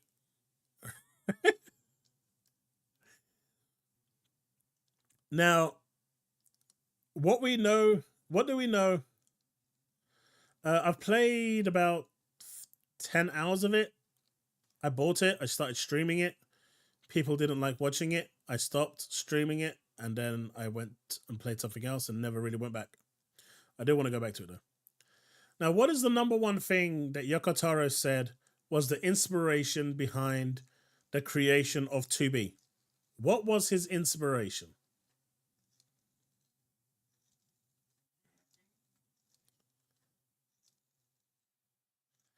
His inspiration was... No. For the creation of 2B. What was his inspiration for the creation of 2B? And he said in an interview, I like girls. That's it. I like girls. That was his inspiration. So he wanted to make the girl as sexually attractive as possible because he likes girls. Not in a pedo way, just he likes women. And so, does it go against him? Does it now make sense why he likes this game? considering that the person that's actually made the game, the person behind the art style, is a good friend of his as well, who likes similar art styled animated characters, women. Does it really? Is it really too far of a stretch for them to say, "Hey, now we kind of understand why he likes it"? Chili, those type of games are always going to be bad, man. Yeah. Look at Kine in Near Replicant. She's wearing nothing, just a little nightie throughout the whole fucking game. But you know what? I think it sums it up best when someone spoke to him and said how if him someone said that, you know, something along the lines of, if him and his girlfriend were the last two people alive and something like that, and then Yoko Taro responded to him and said, "Don't say such horrible things. You know, kill all the men but leave all the women for me." That's literally his attitude. Seems like unlucky. They do a local group and worldwide group. Seems they put me in with a YouTuber, so I won't ever get first. Ouch. I don't think Sony will keep Hellblade exclusive for an indefinite amount of time. Sony pretty much paid for this game to be made. So even though it's this, you know, a third party game, it's almost like first party. And I think they've signed a exclusivity deal making Shift Up now a PlayStation second party studio that basically is like the Nintendo company for the Pokemon company for Nintendo. So I don't see this game coming out to anyone. It's a shame because, like I said, this is the sort of game that Microsoft wants to jump onto. It would be huge for the Japanese market. Yeah. Bold Alpha Wolf. And, you know, you see these sorts of things, the companies are in trouble. Microsoft needs to move off their backside and think. But, you know, this was during the time when the FTC trial was going on. So Microsoft's hands were tied up. The FTC situation has really hurt Microsoft in terms of future prospects and future acquisitions, and just future contracts that they could have done and they didn't. You know, it went on for too long, and the FTC even now is still trying to undo the merger. The developers of Bayonetta took an additional 6 months designing the protagonist. I mean, she looked good though. Right, Sappho? She looked real good. Exactly. Capcom actually announced they couldn't afford to fund a new Street Fighter when Street Fighter 5 was being made, and Sony funded the entire project. Yeah, that's another reason why that became exclusive.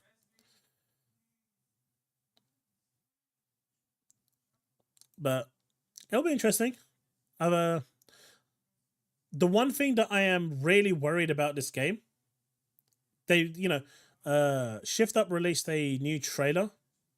If you go watch it, everything on that trailer is boss battles. There's no, trash mobs. There's no exploring. It's all boss battles. If this whole game is based on just back-to-back boss battles, it's going to not. I mean, I've got no interest in it.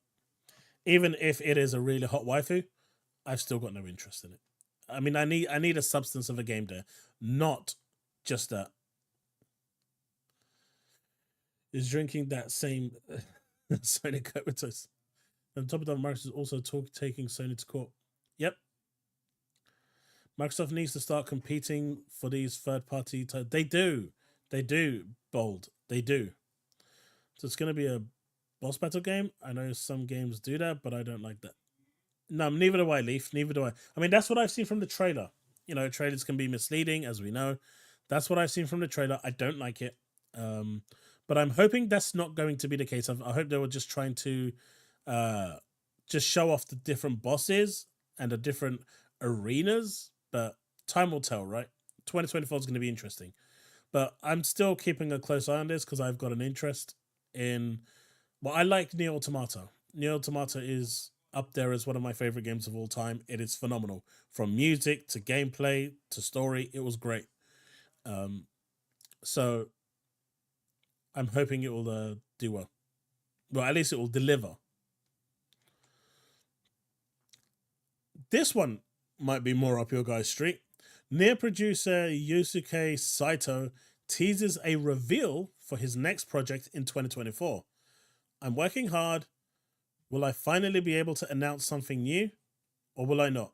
Please wait just a little longer. So that's Kind, by the way, for those of you that didn't know. That's literally what she's wearing in the game. She looked good too.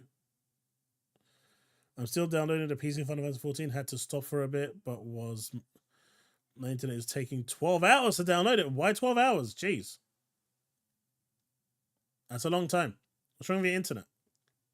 So it's going to be a boss battle game? And yeah, we don't know. So a boss battle simulator? Potentially. Devastator? Potentially. But I like what Yokotaro and Yosuke Saito make. So again, this is something that should be multi-plat. My dude, you need better internet.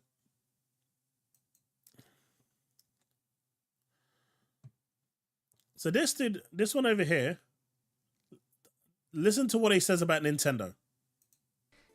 I think both platforms look like they got really, really good lineups for the coming year. They really do. And then Nintendo could come out of nowhere and blow us all away. Did you see those sales numbers for Nintendo's first-party games? Even they crushed it this year. Mario Wonder, Tears of the Kingdom, Mario RPG Remake. Come on. Even they crushed it this year? My dude, they probably had the best lineup when it comes to all three platforms.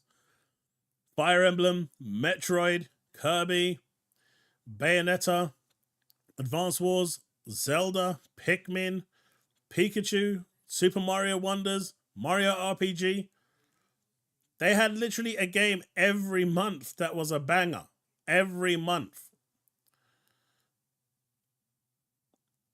Get that Starlink into there. Have you seen Drakengard 3 characters too? Yeah. Yeah, I have.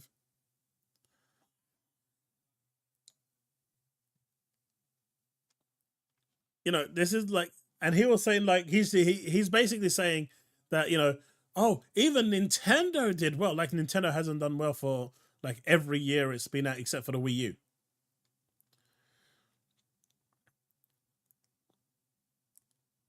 That's a bad take.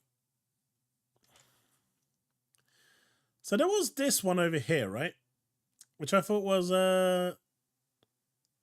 this was basically PlayStation fanboys capping at all the games that came to PS5 exclusive. So I thought I would go through this with you all because I want to know if I'm doing this right. Miles Morales, multi-platform. Since PlayStation fans say that any game that's on Xbox and PC is multi-platform, right? Let's keep a track of how many of these games are not multi-platform. Wait. Nintendo will never go out of business because there will always be children around to play those type of games. Look, Nintendo will never go out of... Look, this is how it works. Oh, have you seen our sales numbers this month?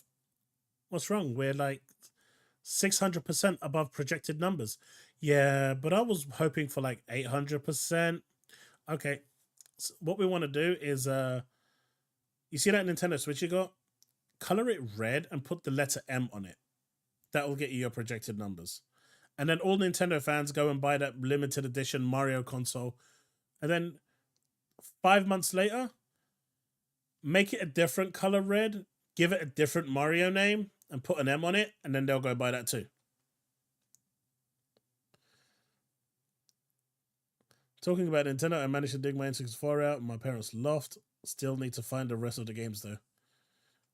So Spider-Man, multi-plat. That probably still to this day, along with Returnal, is the only two games that make full use of, well, the best use of the DualSense. Sackboy, multi-plat. Demon Souls, no one bought. Destruction All-Stars, the less said about that, the better. Isn't Neo multi-plat? I swear Neo's multi-plat. Returnal, multi-plat. Final Fantasy 7 Remake, multiplat. Ratchet, multiplat. Guilty Gear, multiplat. Multiplat. Is Ghost of Tsushima available on PC? I don't think so. I'm pretty sure Fist is multiplat. Deathloop is multiplat. Kenna is exclusive. No, that's on PC. PC. I don't know what the hell Jet is. This is the first time I've heard of Jet. This is multiplat, I think. No, that's exclusive. Fuck knows what that is. What is that?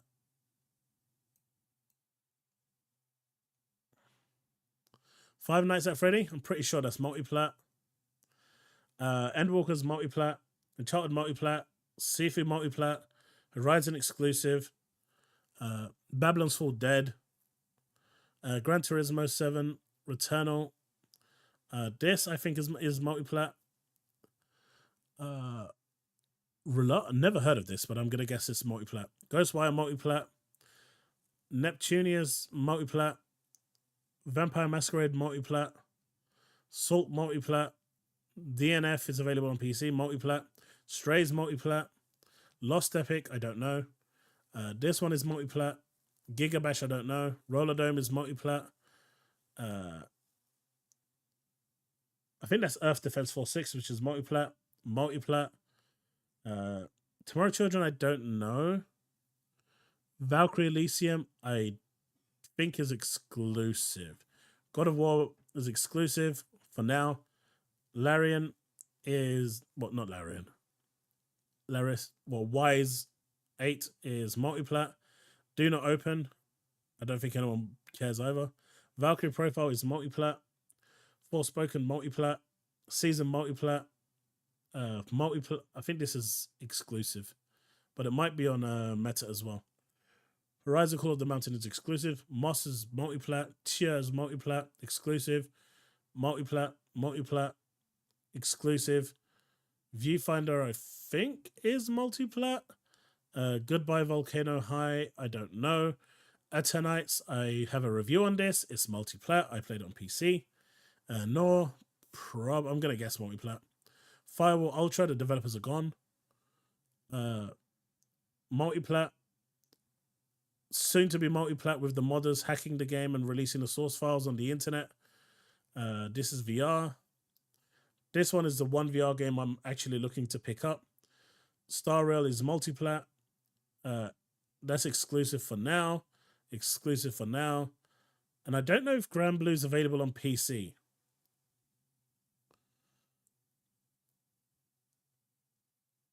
Chili can answer that question for me. But let's see what people have said. No Ghost PC yet. You can actually play Ghost PC on PC through PS Now. Yeah, but that doesn't count. Supposedly Ghost might hit PC 2024. The FNAF game was a VR game. Oh, never mind him. Endwalker is an exclusive. What are they even smoking? Yep. The Tomorrow Children was shut down live service game. Okay, so that's gone. Tomorrow Children started on PS4, but that got shut down as well, and it's now PS5. Yeah, but is Tomorrow Children on PC, is what I'm asking. Really, it got a bit rebooted. Surprise. The company got the IP back again and did a remaster, making a new version. PS fans changed the terms of exclusives when they realized they had none. Relink is on PC, so that's multiplat too. Relink is on PC. Wait. Is it on PC or is it not on PC? So as you can see from here, we've got 1, 2... I mean, this is going to be on PC soon, so I guess, can you count this for now? I guess you can. 3, 4 maybe, 5, 6, 7, 8, 9,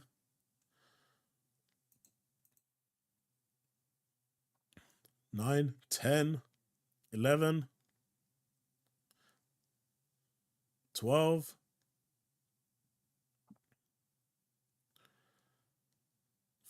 13. Okay, we're not going to count the DLCs. So we're going down to 11. 11. 11. 11. So they've got like 11 games. It's on PC. The no is tomorrow, children. Okay. So all these games that they've been showing off about. Oh, look at all these exclusive PlayStation 5 games. And that definition got changed real quick. Right? Why do they have Vampire Masquerade? That was a game in early access on PC, I think. Yep. But the definition of what's exclusive and what's not got changed real quick. Real quick. Do you remember what they were saying? If it's available on PC, it's not exclusive. Yeah, that definition went out the window. Is it in August? That late? That's far, man.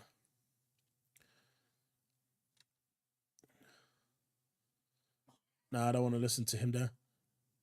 What do you think of this one? I think that guy's got a really good view.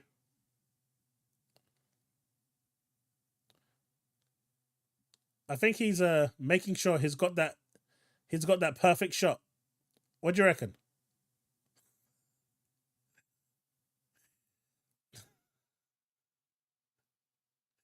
Do you think he's got a close-up view?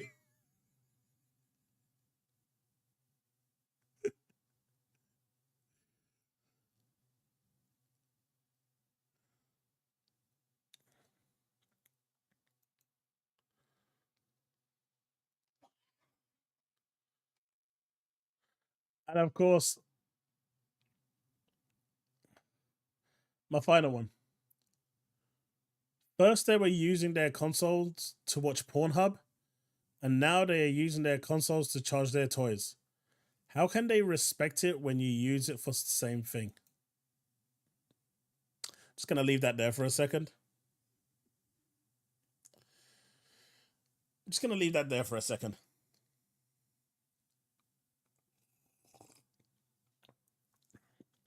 That whole Pornhub thing now really makes sense.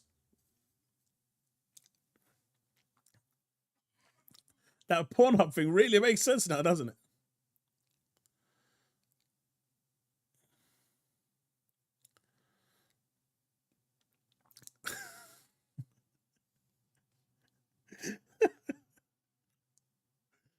Oh, man. But I think that is the final thing we've got here.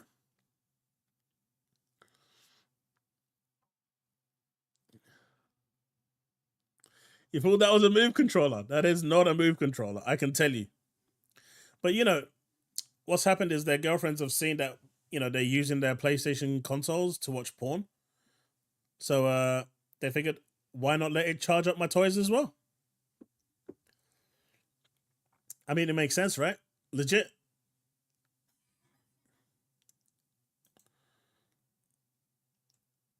What's going on in my thing? That Spider-Man 2 Rumble Pack is crazy. Spider-Man 2 Rumble Pack! Oh. Oh, God. This is what the internet is all about. Oh, God.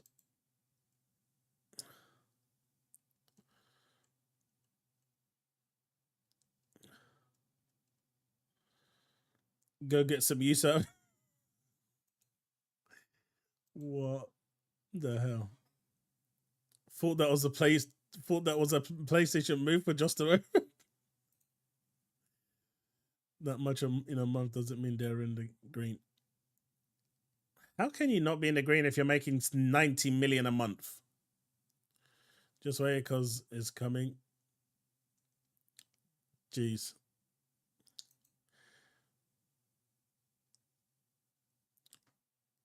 Anything interesting? Right, folks, we're coming to that point in the stream where if there's anything you want me to react to, now is the chance to recommend something. Apologies for Discord not working. Sucks, but it is what it is.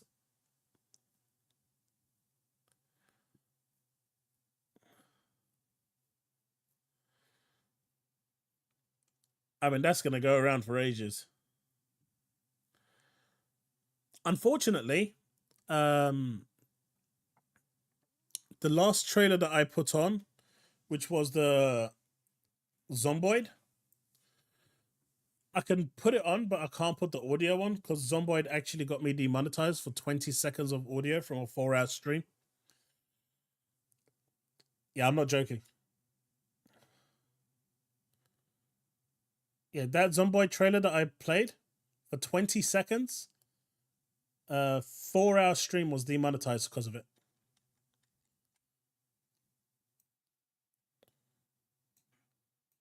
For 20 seconds. Don't be sorry about it. It's fucking YouTube, man. I'm trying to find ways around it. Because I want to play trailers. I want to play audio. It's dumb that I can't. So I'm seeing other people do it. So I need to figure out a way how to do it. What is it? Banjo Jiggies. Mate, this sounds like a porn flick.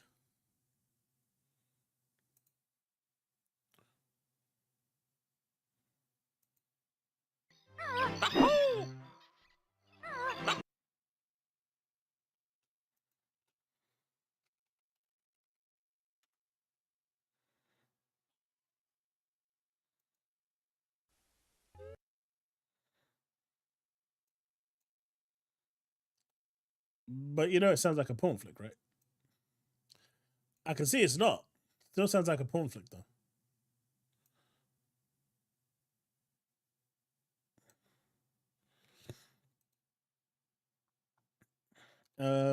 Let's put the volume down to about here so you can get a bit of volume, but I'll just talk over it. So hopefully it should be okay.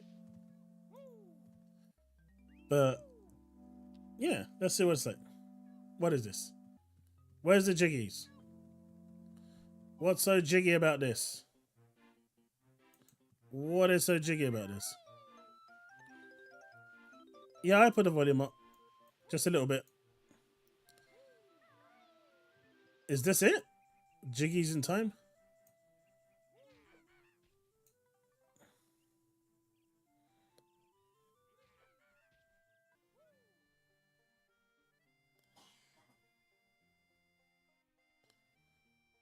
Oh, I see.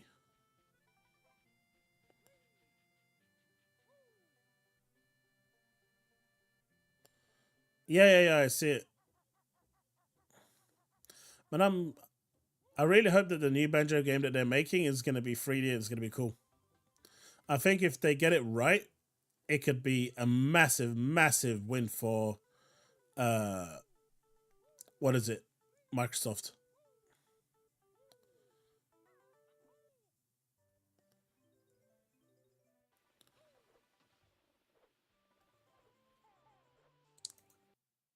But it looks interesting.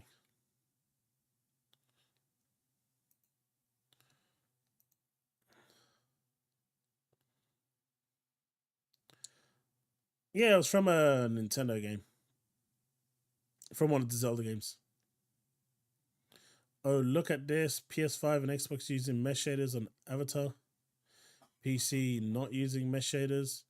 Wow, consoles are better than lots of PC, according to Ubisoft. Told you numbnuts that we were wrong about PS5. We weren't wrong, D-Batch. It doesn't have the tech. I don't know what they're saying. The PS5 doesn't actually have the tech.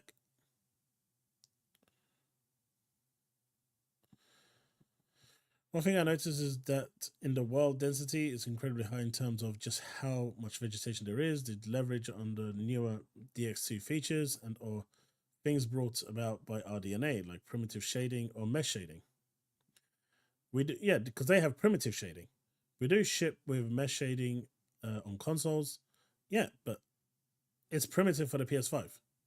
So there are two things that contribute to the high density of our geometry in the world.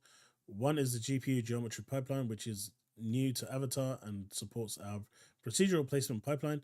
So this brings a lot of geometry instances, and we use the GPU to cull them away to only render what is on screen, and then we also chunk geometry into what we call meshlets, and we use native hardware features like primitive shading and mesh shading to then re-render them on screen.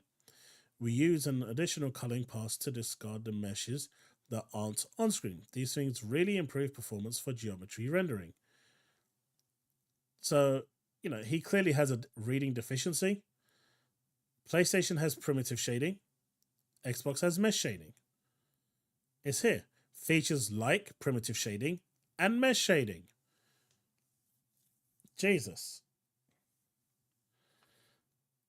It's because it's a ROM hack. PS5 would have to get a port like the version. Yeah. But he's wrong. I mean, the dude is literally saying here, like primitive shading and mesh shading. So PlayStation 5 doesn't support mesh shading. It doesn't. The hardware just isn't there. But you know what? He's had so many bad takes. I don't know. Maybe he's going for a midlife crisis or something. I don't know. Hey, I made it into the circle. Neil Druckmann, where are you? That scared me. Neil Druckmann. The Last of Us Part 2 sold 44% fewer copies. I think it would have done better if it didn't have the story spilt all over the place.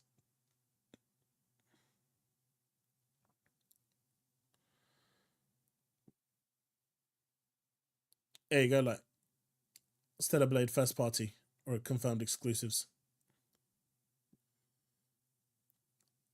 That can't be exclusive because it's on PC. That's on PC.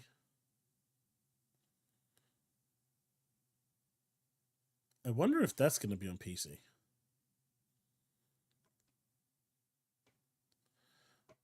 Day and date on Game Pass. More than likely day and date on Game Pass. More than likely day and date on Game Pass. More than likely day and date on Game Pass. Interesting stuff. What the hell's this? He gone. He gone. But chat, that's all I have for today. If there's anything else you want to talk about, any topics I haven't covered or I've skipped over that you want to cover, now's your time to step in and say what you need to say. Otherwise, this is my last stream for the year. I hope you've all had some fun, enjoyed. I might have one more video in me tomorrow. Not promising anything, but we'll see.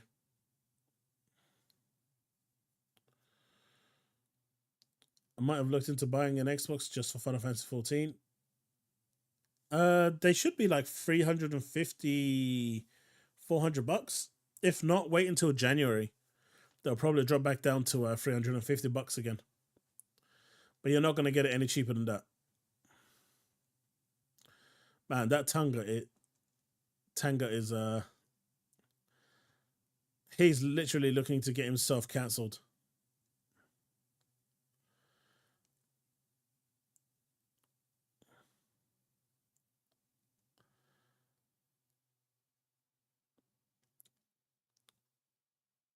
Yeah, this is what I was talking about.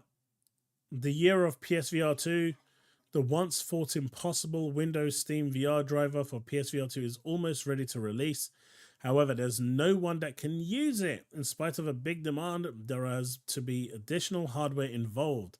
It's expensive and not available in large quantities. But if it worked with an NVIDIA graphics card, I probably would have picked it up. But unfortunately, it is not.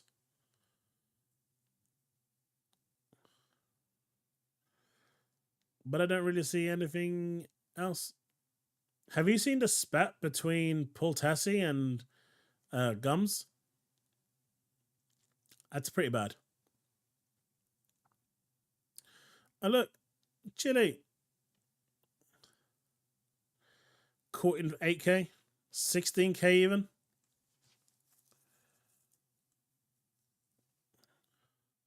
What are the top 3 things? Oh god, I really can't be bothered with that. Well, chat, that's it. Thanks so much for hanging out tonight. I think I'm going to call it there. I've had a blast, as always. I hope I will see more of you next time. And I hope you've had a good time. I wish you all a happy new year. And yeah, onwards to the new year. We're going to have a developers direct in the new year. So that is good. Hopefully, Chili, you will hit your 1,100 Twitch follows. Hopefully, you got 1 or 2 at least from here. That would have been nice if anyone did move over and follow you over there. But I'm wishing you all a very, very happy new year. I hope you had a great time. And I'll see you in the next one. Definitely, dude. Definitely. Right. That's me. Peace out. And remain legend.